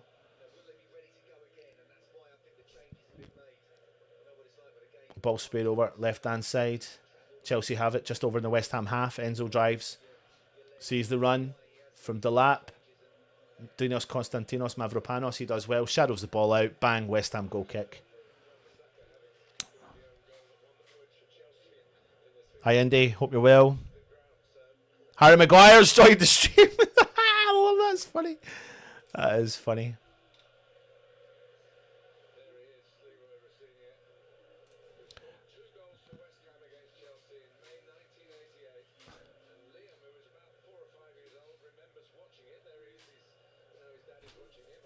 Come on, West Ham. JDW207. Irons. West Ham trying to win the ball deep in the Chelsea half as they play the ball back through the centre half. Tati presses the keeper. Sanchez is on the ball. Tati's chasing that down. Big punt forward from Chelsea.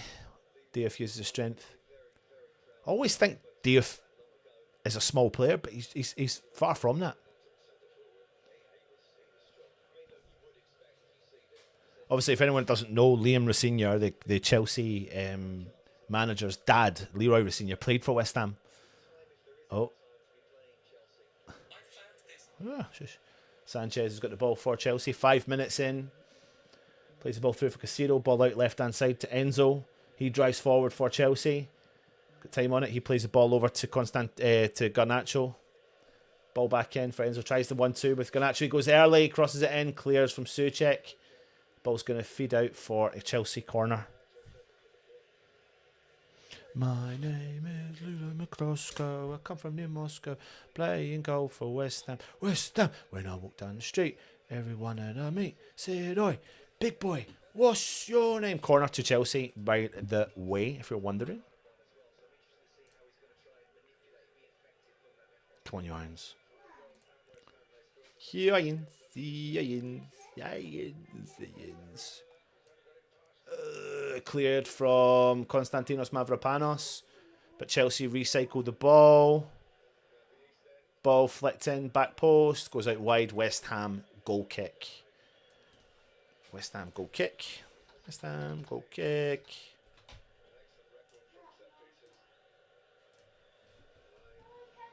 If you're watching on TikTok, tap that screen. Boom, boom, boom, boom, boom, boom, boom, boom, boom, boom.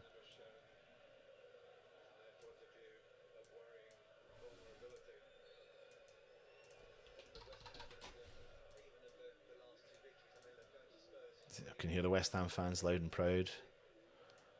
Ball punted forward. Jarrod Bowen drops in, tries to win it back. Aaron Wan-Bissaka gets round. He wins the ball for West Ham. Deep in the Chelsea half now. Plays the ball forward for Bowen on the edge of the 18. On his left foot. Crosses it in! Ah! Yes! Yes! Jarrod Bowen! Yes! I think that's just a cross in, and I think Pablo's gone for it.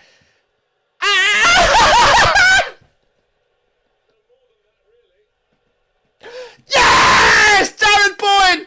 Bowen's on fire! And he's saying that Bowen's on fire! And he's saying that Bowen's on fire! And he's saying that Bowen's on fire! La la la la la la la la la la la la la la la. Brilliant! Oh, I swear to God, I Pablo's done enough to put the keeper off. Bowen's turned, he's not shot, he's gone for a cross. Did Pablo touch that? Even if he did, he's onside. I just want to see if Pablo touches it. No, I don't think he has. The Sanchez has fully committed. Fully committed. Yes! Come on, you Irons. Come on, you Irons. Irons! Irons! Irons! Come on, West Ham. Come on, West Ham. Yes. Yes. I don't think Pablo touched that. That's definitely going to go to Bowen. Wow. Come on, Yards. Chelsea have the ball. Oh my God, I'm in shock, to be honest with you. Come on, West Ham. Come on, West Ham.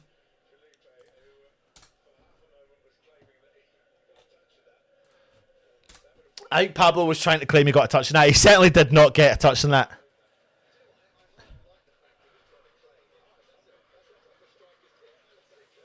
Utter shock. Wow. Puts the pressure well on Chelsea. I mean, listen, it was a cross, but it goes in, trickles in. We'll take that. To the Cockney boys, 1-0. To the Cockney boys, 1-0. To the Cockney boys, 1-0. To the Cockney boys, 1-0. To the Cockney boys, 1-0.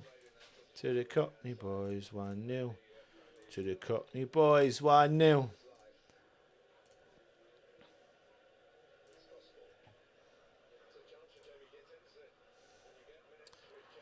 Oh, 1-0 West Ham. Come on.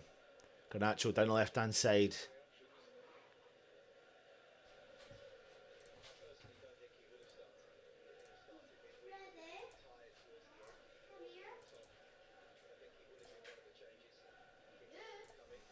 Come on, West Ham. Pablo's just getting the energy in the middle of the park. He's fouled Caicedo, but it's just constantly putting the pressure on. Constantly putting the pressure on.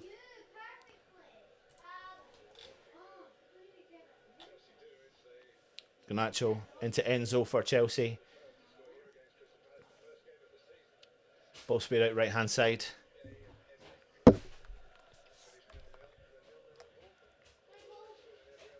Chelsea do have the ball.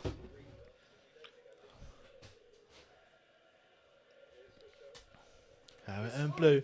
Carrot and Jared Bowen.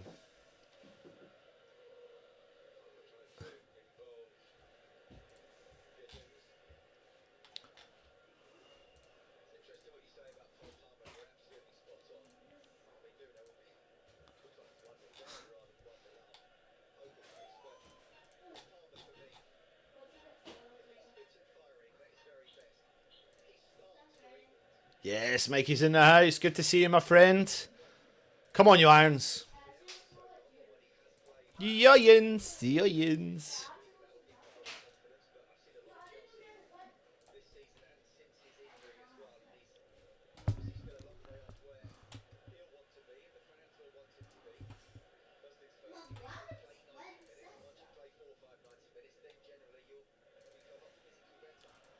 Garnacho down the left-hand side, cross it in, blocked from Wan-Bissaka. Wan-Bissaka doing his defensive duties really well just now.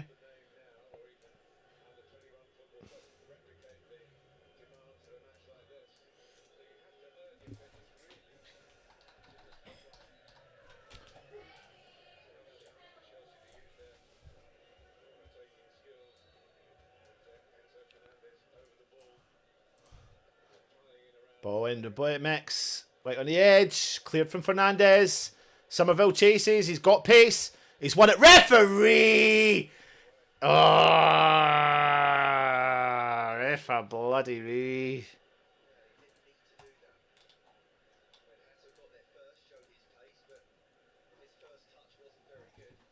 Build up with claret and blue, claret and blue, claret and blue. Build up with claret and blue. Say Manchester.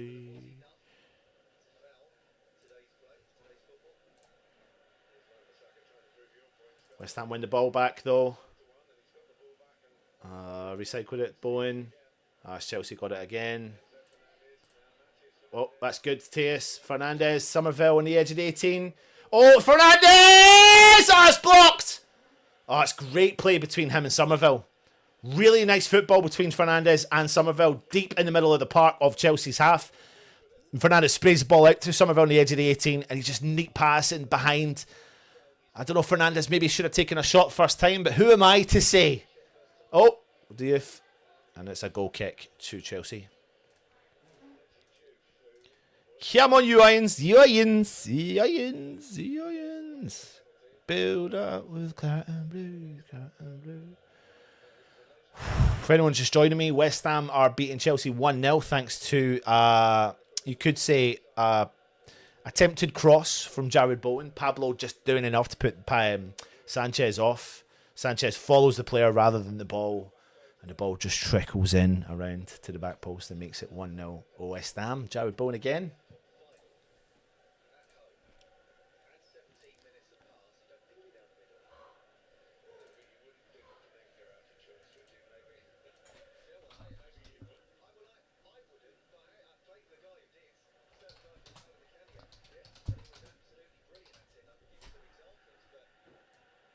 West Ham recycle the ball, though, deep with 𝗪𝗲𝗓𝗏.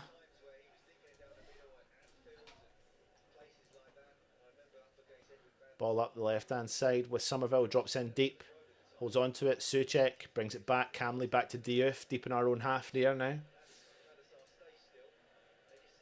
Ball over with Mavropanos. He's put under pressure. He's done well. He finds Bowen. There's a run. Oh, it's great from Bowen into Wan-Bissaka. Wan-Bissaka down the right-hand side. Oh, he goes early. But Tati's recycled on the edge of 18.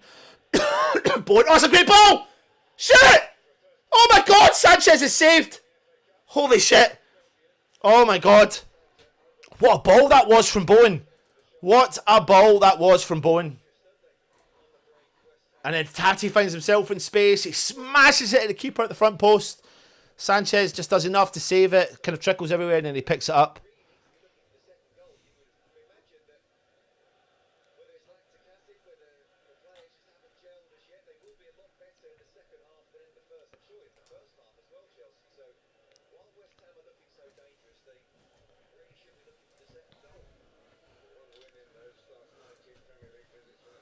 Come on, you Irons. Yins.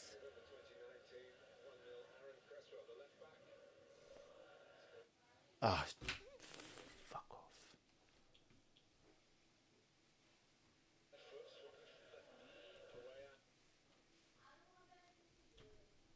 Ah, what am I doing?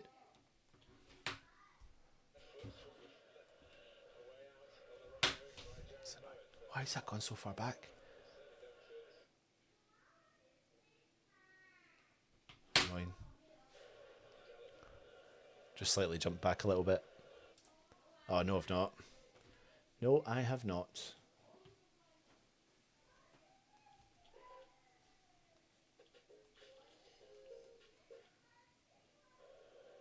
Oh, shit, that's gone well back.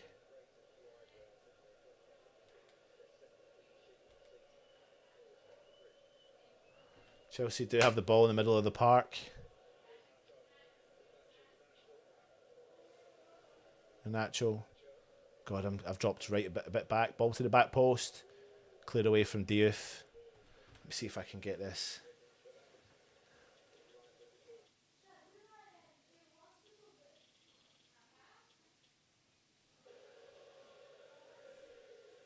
Alright, I'm a bit further up there. Chelsea down the right hand side. I'm at 16:30 if anyone wants to know. Good recycling ball from Somerville. Don't blow that whistle, ref! No! Free kick to Chelsea, but I would not have given that there, to be honest with you.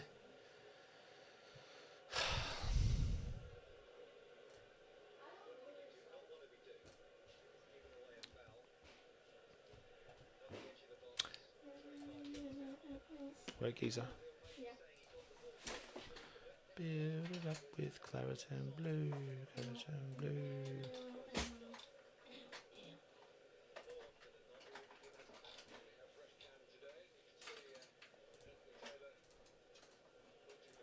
We've got the ref cam today.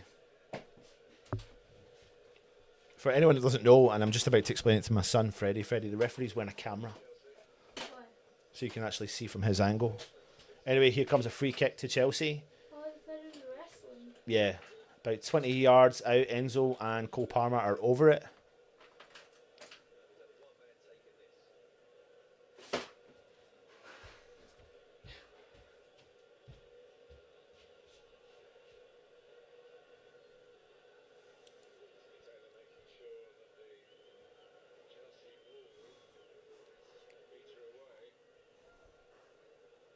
Comes Cole Palmer.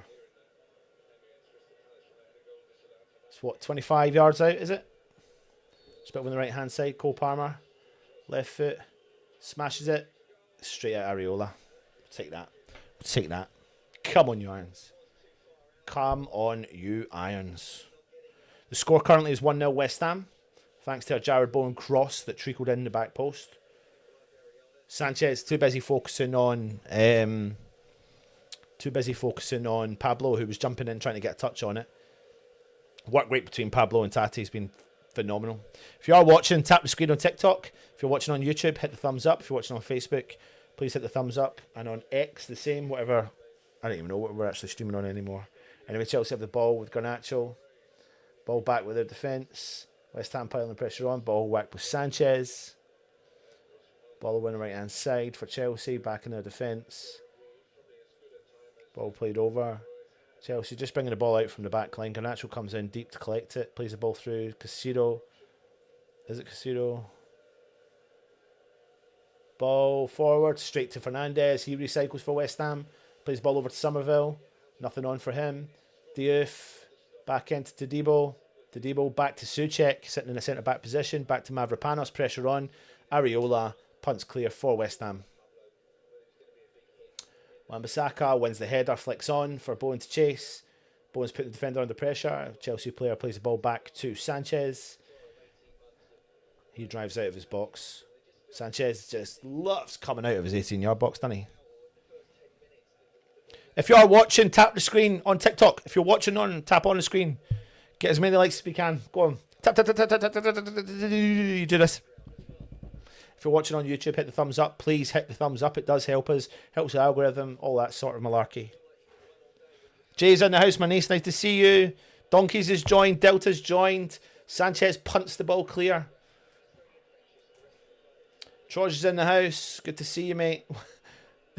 I like that, Troj. I like that. Sean's in the house from Facebook. Good to see you, mate. West Ham's bigger fan base than Chelsea. Of course we do, mate. Of course we do. There's no question. Old school. The old school. Zenia United. 𝗪𝗲𝗀𝗀 wins the header. Tati tries to get in. Get the ball round, but the defender for Chelsea punts the ball out, and it's a West Ham throw-in. Bowen scored, for anyone that's asking. Bowen scored early in the game. He received the ball out wide on the edge of the 18, turned and crossed it in. Pablo put pressure on. Oh, headed forward for 𝗪𝗲𝗀 to chase. Oh, 𝗪𝗲𝗀 does well. Sanchez clears for Chelsea.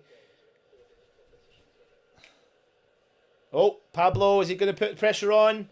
As Tati? No, we haven't. And Chelsea have come out with the ball. Enzo sprays the ball over to Garnacho. Garnacho goes infield for Chelsea. West Ham recycle again. No, thanks to Jared Bowen, as does Fernandes. He's under a lot of pressure. Oh, he gives the ball straight to Garnacho though. He slips. Oh, West Ham recycle though in the middle of the park. This is good from West Ham, winning the second balls from Pablo. Fernandes drives, holds onto it, sprays the ball over to 𝗪𝗪𝗀𝗀.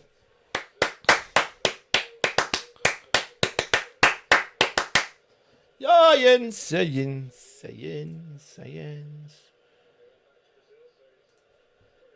Mavropanos upfield. Bowen tries a flick, but ball comes back to Souček. Wan-Bissaka goes early. No one runs. Ball back with Sanchez. George is in the house. Good to see you, mate. Thanks for coming on.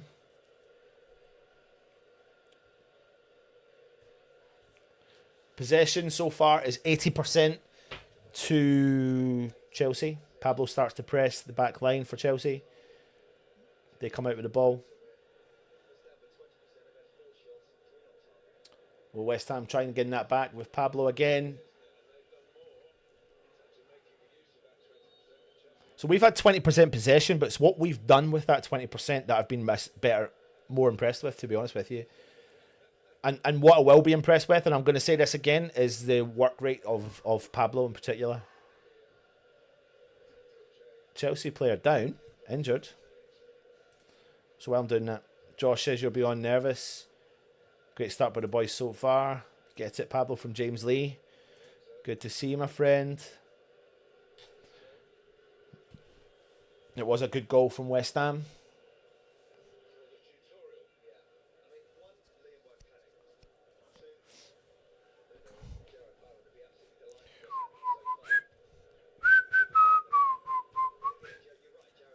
Just looking at this. Well done from Wan-Bissaka down the right-hand side. Finds Jared Bowen.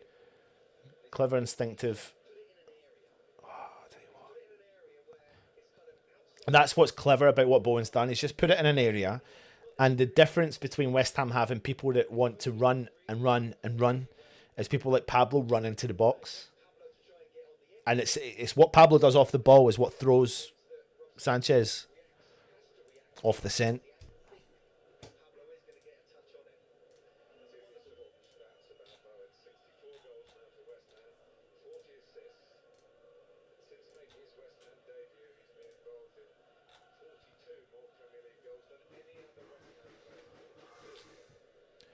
James is in the house. Good man. Thank you for joining us, mate, again. Mandy says the Chelsea manager's out with his pen and paper already. What a wally. Let's see what's happened here with this injury from the Chelsea player. Gittins going off injured.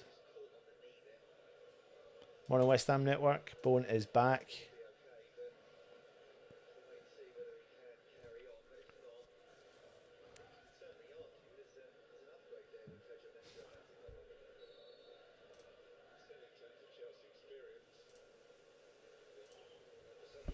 I wouldn't say anyone say technically parking the bus anyway.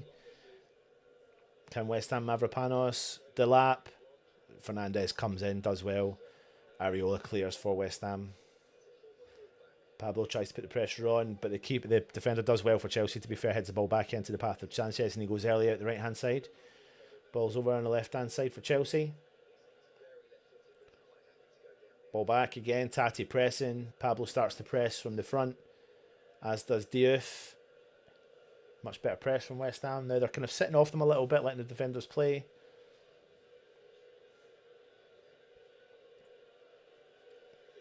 I'll tell you what, right? If we recycle in the middle of the park, I'm not going to hold back from letting the West Ham player shoot. Shoot from distance. Delap tries to get around Todibo, but Todibo uses his strength, does well. Diouf comes in, helps him out, plays the ball back into Areola, and he clears. But I'm telling you now, if West Ham win the ball back as a shock and surprise from the halfway line area, I'm not going to go against them for shooting. I would shoot. Sanchez is wild. He's off his line all the time.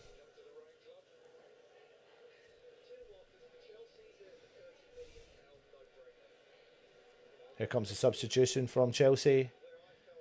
Already, Gittins is off. And Neto comes on. I mean, you could probably say that's a potential upgrade.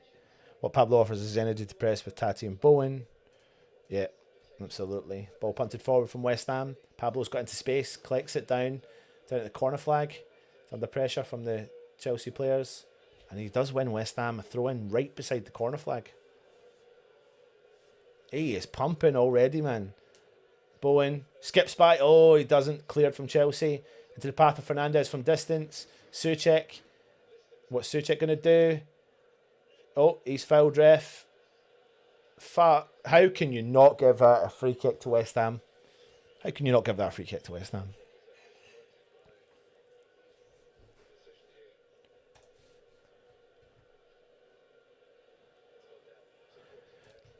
Droj says Pablo only lasts 60 minutes though. Yeah, I think he might, but it's because of the effort and work rate he throws in. And see if he does keep doing that. See if he keeps doing that. Like, I don't blame him. And I'm happy. Chelsea with the second ball. Cole Palmer plays the ball out the right-hand side. Chelsea still got it. Neto there. Ball overlapped. Crossed in. Back post. Well done from Wan-Bissaka. Bowen drops in. Wins the second ball for West Ham deep in our own half. Clears it upfield. Chelsea player comes in. Chests the ball. Goes out. West Ham throw in.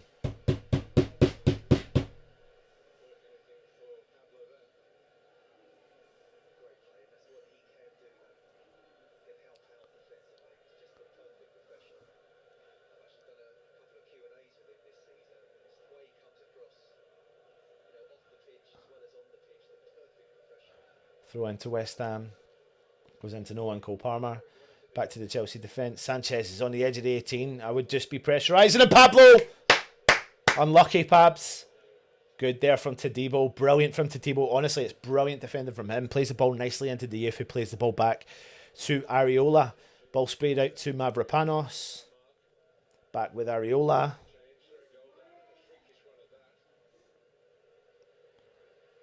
Ball punted forward from West Ham upfield. Pablo's going to chase. He's not going to give up that. Referee's blown up though. Toby's in the house, mate. Good to see you, McGeezer. I want to see Wilson every game anyway, so I don't mind if Pablo can't do the full 90. You agree? We're having a look at the ref cam now. Chelsea manager now chewing the pen. Go on, you irons from Jonathan. If Pablo can build up his stamina, is going to be a monster. His work rate is proof of that, 100%. See if you're watching on TikTok. Do that tapping thing you do. The score at the moment is 1-0 West Ham. Bowen nearly latches onto a mistake from the Chelsea. Ball forward, cleared from Todibo. Headed it back into the path of Sanchez.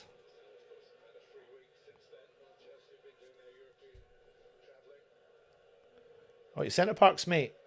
Toby's in Centre Parks. Have a good time, mate. Hope you're having a nice time. Reese is in the house, man. Some of the OGs are here.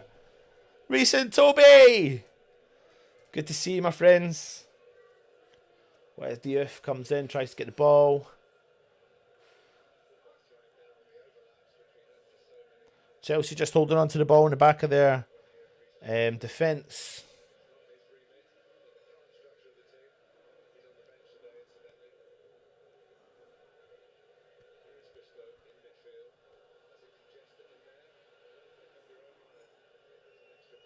Chelsea playing the ball with Enzo coming down that left-hand side. Garnacho. He heads back up the way. Oh, wow. Thank you. Delap. Garnacho down the left-hand side. Crosses it in. Wan-Bissaka does really well. Really well.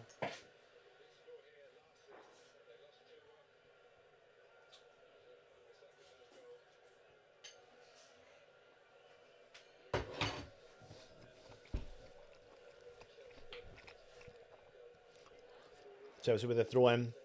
Enzo's on the ball, deep in the West Ham half. Chelsea still have it. Cole Palmer's dropped in deep, collects it. Ball speed out right hand side. Diouf does enough, puts the ball on it. Carry Lampard. You know the fans singing loud and proud. Carry Lampard. And then carry. Garnacho. Onto his right foot. Jared Bowen again defensively getting stuck in. Doing really well. Garnacho does win the ball back though down in the corner flag. Ball through on the edge of the 18. We've had time, Chelsea player. Shot from distance. Does it take a deflection? And it's goal kick West Ham. Goal kick West Ham.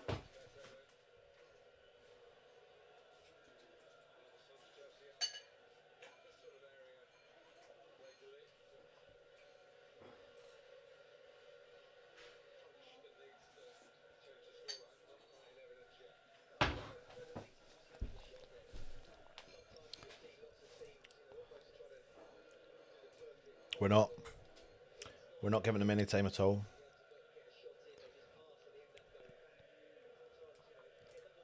Big fat Frankie Lampard. Chelsea come forward with the ball.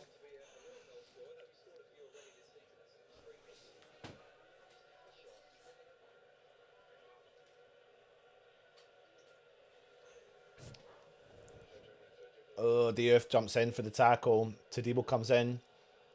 And it's West Ham throw-in. And Neto is losing the plot down there.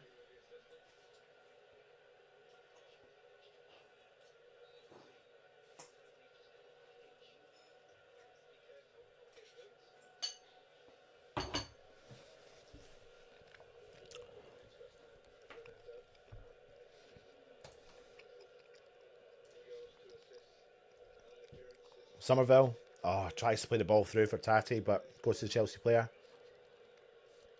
Ball's over with Garnacho. Enzo makes the overlapping run down that left-hand side, back with Garnacho. Nothing on for him. Ball's played back. As Chelsea just come out over the halfway line.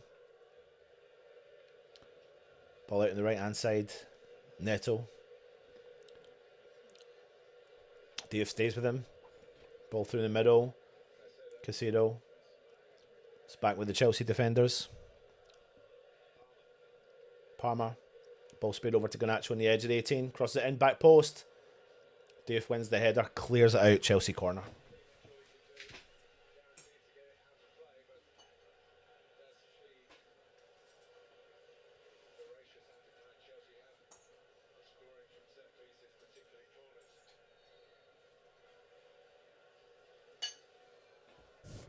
Comes a Chelsea corner again. One from Mavropanos. Areola did come out though. Oh, God. Tati, watch yourself. Cleared from Pablo. And Fernandez comes in, gets the second ball, does enough. Pablo, brilliant from Pablo. Brilliant. Oh, great from Fernandez. Ball out from Wan-Bissaka down the right-hand side. Wan-Bissaka. He drives. What's he going to do? Skips by one. Cross the end. Back post. Oh, it's a great ball. But Pablo's going to keep it in, is he? Go on, Pablo. Go on, son. He plays it back into Diouf. Fernandez back on the halfway line for West Ham. Todibo back to Fernandez.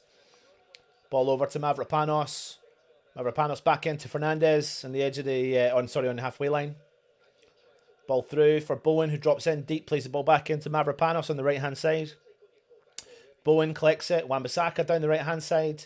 Oh, it's a great run from Tati. Cross in early. Cleared from Chelsea.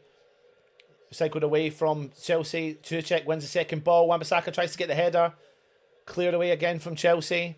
Mavropanos with the header. Cleared again from Chelsea. Mavropanos back into Areola.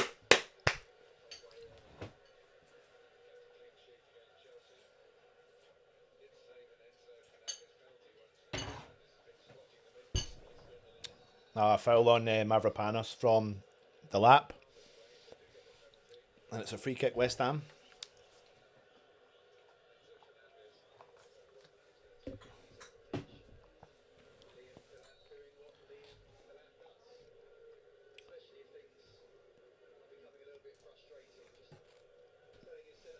Hi from Italy. Hope you're well. Thanks for tuning in. Tap the screen if you're watching. Ball forward for Bowen to chase. He collects it down the right-hand side. It's a great touch from Bowen. Ball forward from Wan-Bissaka. Cross it back in the edge! Somerville! Ezekiel Somerville! Oh my God! Oh my God! Oh my God! Somerville!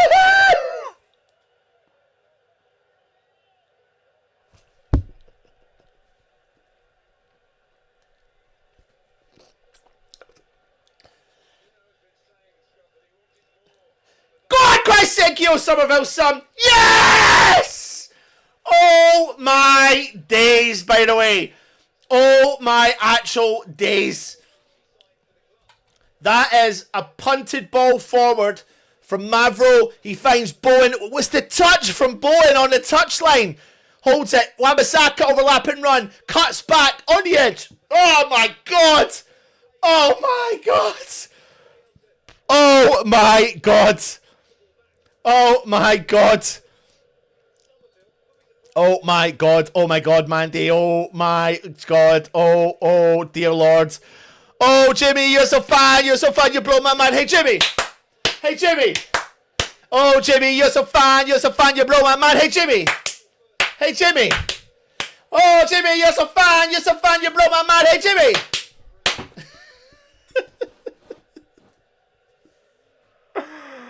Oh my God. Holy shit, keep up that momentum. Come on. Come on! Come on, you Irons. Oh my God. Oh, shut up, Chelsea. Shut up. Oh my God. Oh my God, he's holding his face. Referee's blowing the whistle, going to check on the player. Get up, Neto, you absolute idiot.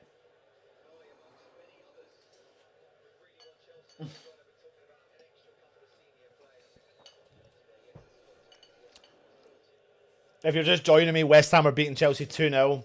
Jared Bowen, Crescencio, Somerville. Wow.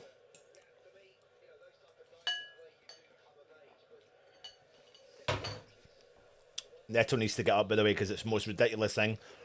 It is the most ridiculous thing.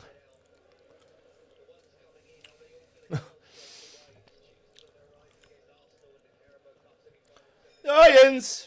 Irons!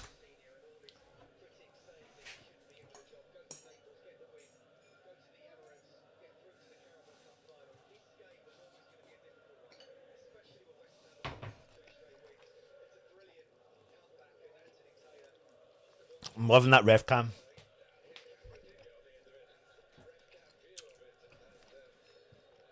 Just for your reference, Neto went down, right? Because Diouf's arm hit him in the face. Like this. That's why the game stopped. It's ridiculous.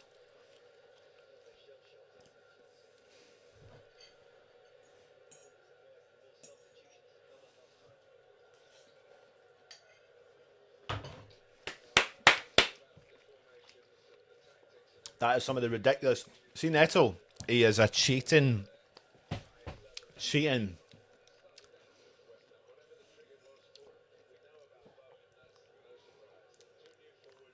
𝗪𝗏𝗀𝗧. Wow. Honestly, the credit. The lads, Tati and Pablo, by the way. Tati and Pablo.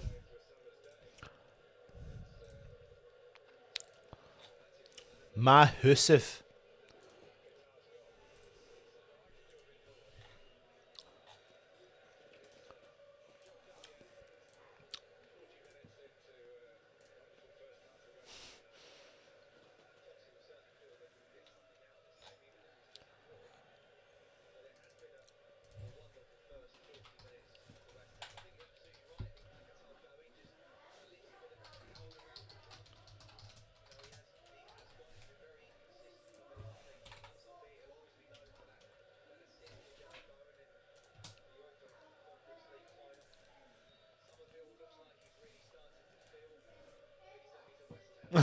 Fans, man. Love West Ham. I just love West Ham.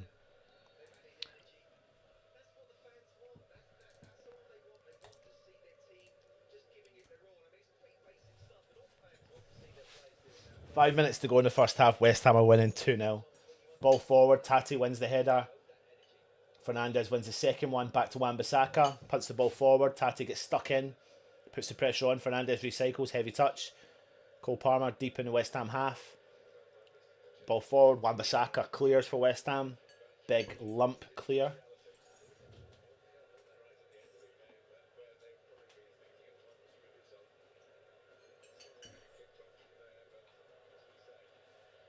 Ball back with Areola.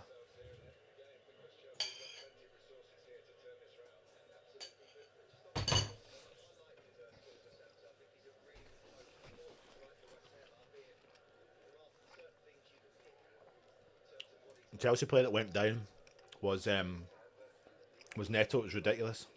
West Ham do recycle the ball though. Souček. Pablo. Souček. Crosses it in low. Oh my god. Goes by everybody. Every Chelsea player, every West Ham player. Pressure from Pablo again. To Debo. Upfield, but Chelsea get the ball with Garnacho down the left hand side. Garnacho. It's with Wan-Bissaka. Enzo drops in, collects it. Oh no, Pablo's fouled. Cole Palmer again, but 20 yards out, straight on at the goal. Free kick Chelsea.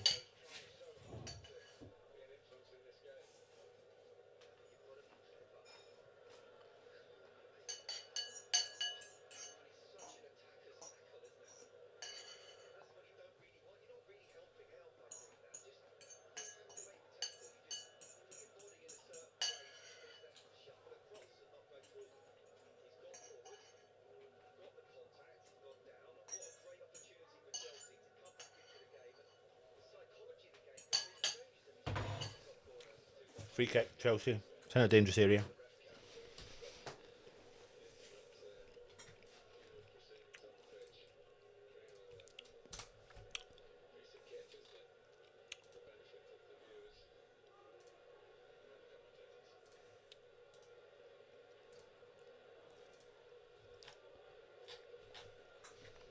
Come on, West Ham.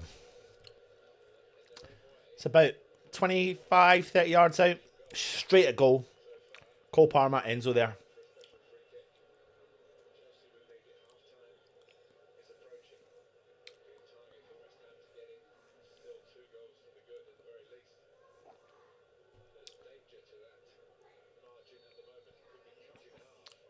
It's Enzo. Enzo blocked from the wall. Brilliant. Chelsea with the ball with Neto. Cheater. Ball whipped in. Cleared from Todibo. Second ball cleared from Diouf. Somerville reads that well. He collects it.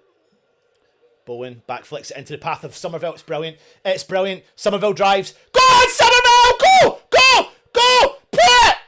Shit! It's a deflection! It's honestly brilliant from Kshenko.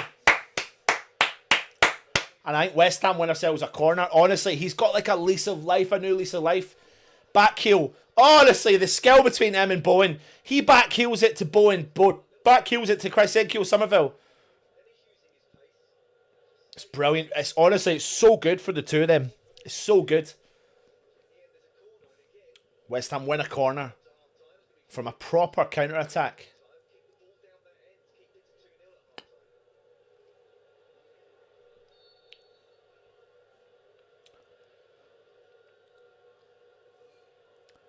Comes a corner whipped in. Right on top of them. Cleared from Chelsea. Second ball from Chelsea. Brilliant from Diouf. Comes in. Plays the ball back to Somerville. Oh, Somerville tries to play the ball through, but Todibo does win the second ball. 5 minutes of added time. Fernandes does give the ball away, though, straight in the middle of the park. Oh, West Ham do well to recycle that again. Wan-Bissaka. Jared Bowen. Skips by 1. He's on the edge. Skips by 2. Crosses it in. Where is it? Cleared from Chelsea. Mistake from them. Bowen nips in. Penalty! Tati! Where is it? Where is it? Wan-Bissaka. Back heeled into the path of Jared Bowen. Tati! Back heels it in. Cleared from Chelsea. My God, Chelsea panicking mode.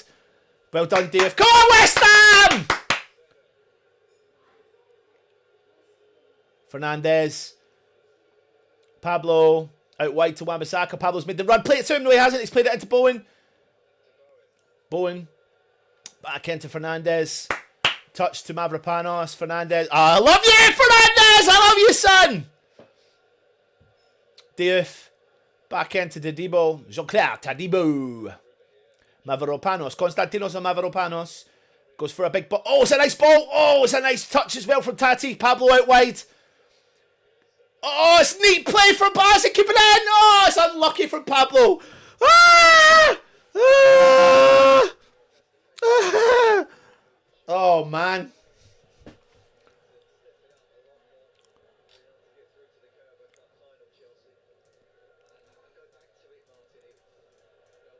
Come on, West Ham. Come on, you irons. Come on, you irons. Yins.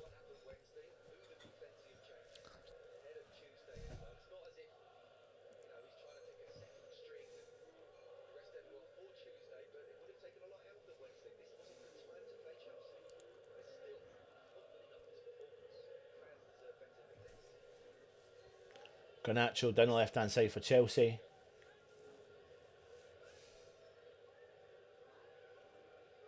Bolo on the right-hand side.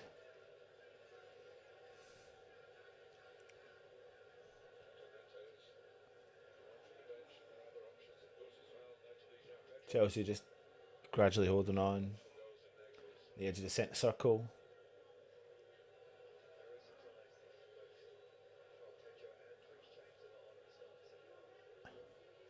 Enzo. Oh, shut up, mate. He just falls, man. Probably does get tripped up, to be fair. And that's a free kick to West Ham.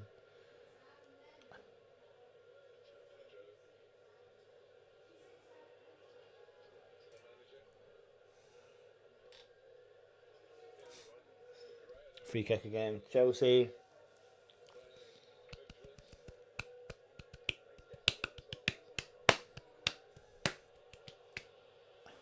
Garnacho, back to Enzo. Ball whipped in. Oh, Mavropanos hasn't cleared it properly. Tati does win the second one, no, and Fernandes does really well, Fernandes. Oh, shit. This is the second time he's got away. Wan-Bissaka, I do not know how he's come out with that. He's done so well. Somerville's over on the left-hand side. Phil Ref, ball's back with Fernandes. That's brilliant. Pablo. It's brilliant from Pablo. Oh, he's lost it, though. Lost it. Cole Palmer out the right-hand side. We've got bodies there though. Parma, Neto's made the run. Pablo's dropped back. Pablo's won it. Well done, Pablo Diouf. Plays the ball over to Souček, back up to Pablo. He holds on to it, uses his strength, drives infield. Oh, he's fouled. Ref! Tugged. Free kick, West Ham. We'll take that. We'll take that. Oh.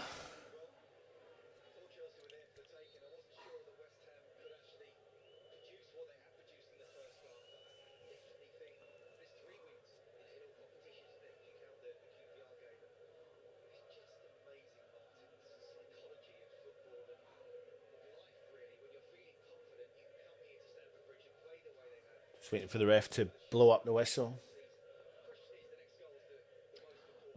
This is... Oh, it's a winning header from Pablo. Flicks it on. Chelsea get the ball though. Play the ball forward. Skips by one of our players, but we get it back. Brilliant. Tati. Great ball from him forward for Wan-Bissaka. Shit! Oh, I thought it's a corner, West Ham. I just thought Wan-Bissaka was going to shoot. He was inside the box. He was perfect for a shot. He tries to cut back. Honestly, I thought he was just going to shoot.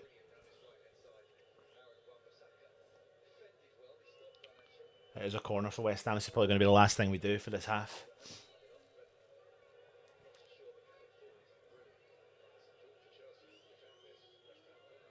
Ball whipped in on top of the keeper. Chelsea win the header. Souček's there to win the second one. Fires it in. Cleared from Chelsea. Ref blows the whistle. Ref blows the whistle. Oi, oi, Sabaloi. West Ham winning currently 2-0. Yes, you have heard me correctly. West Ham are currently winning 2-0 away from home, thanks to a cross that went in, and the work rate from Pablo was phenomenal. That threw Sanchez off the scent, and the ball creeped into the back of the net, and then just really genuinely wonderful football for the second goal. 𝗪𝗏𝗀𝗏 doing a lot of work down that side, fires the ball into the mix, and 𝗪𝗲𝗀𝗄 𝗪𝗏𝗀𝗄 smashes that ball into the back of the net to make it 2-0 West Ham. So I'm going to go and have a break, and I'll be back for let me see if I can do this here, the second half. Okay, I'll see you soon. Don't go anywhere.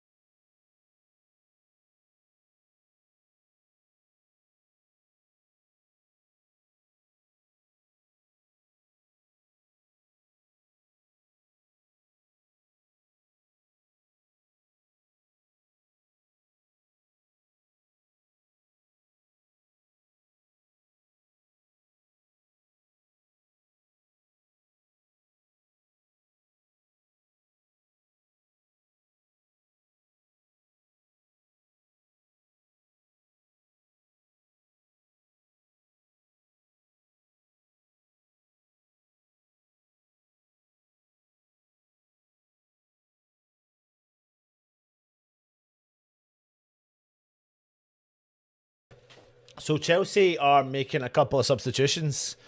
Panic stations have hit Chelsea. As they're making I don't know, is it a triple substitution? If I'm reading that right. 𝗪𝗂𝗪, Fofana. Yeah, it is. And 𝗪𝗲𝗲𝗺 as well.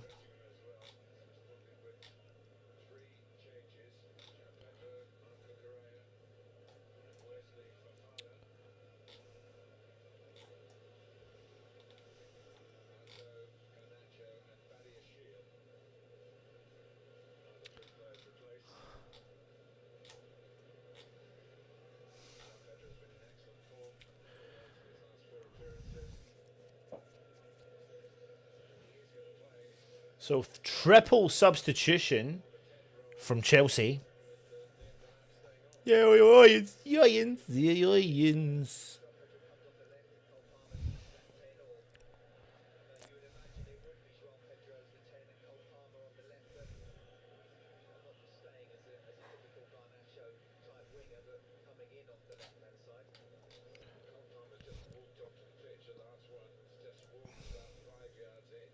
So 𝗪𝗲𝗲𝗺's on as well.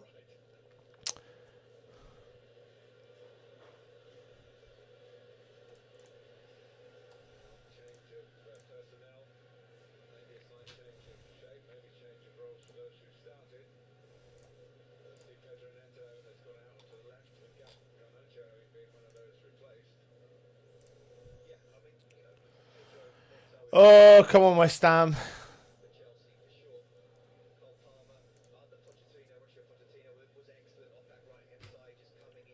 What can we do this next 45 minutes? I just want to see energy. I just want to see the fight. I just want to see the va-va-voom.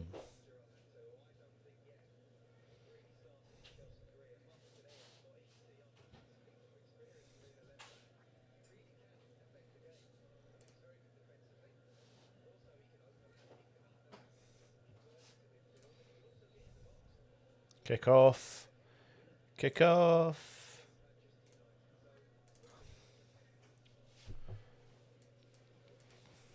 Ah, shit.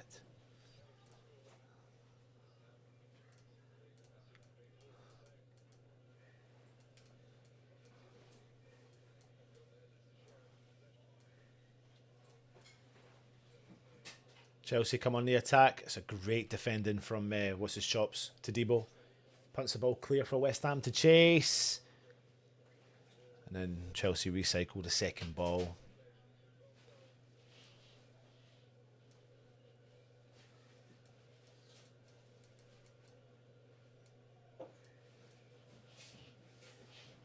Chelsea just hold on to that. So, of course, they've made 3 substitutions.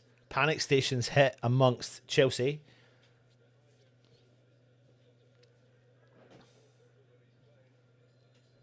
If you're just joining me, this is the West Ham Network.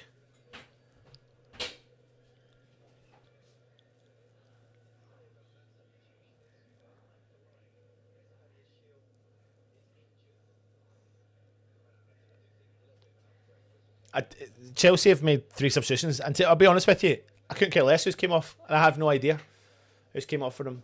Anyway, 𝗪𝗂𝗪 plays the ball back into Enzo.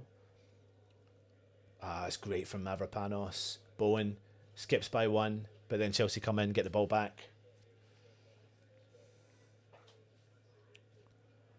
H is asking how he thinks West Ham are doing, and to be honest with you, I think we're actually doing okay, but we've recycled the ball in the middle of the heart, and we've been fouled, and we've got the ball back again. Tatty. Go on, Tatty boy. It's a Tatty boy.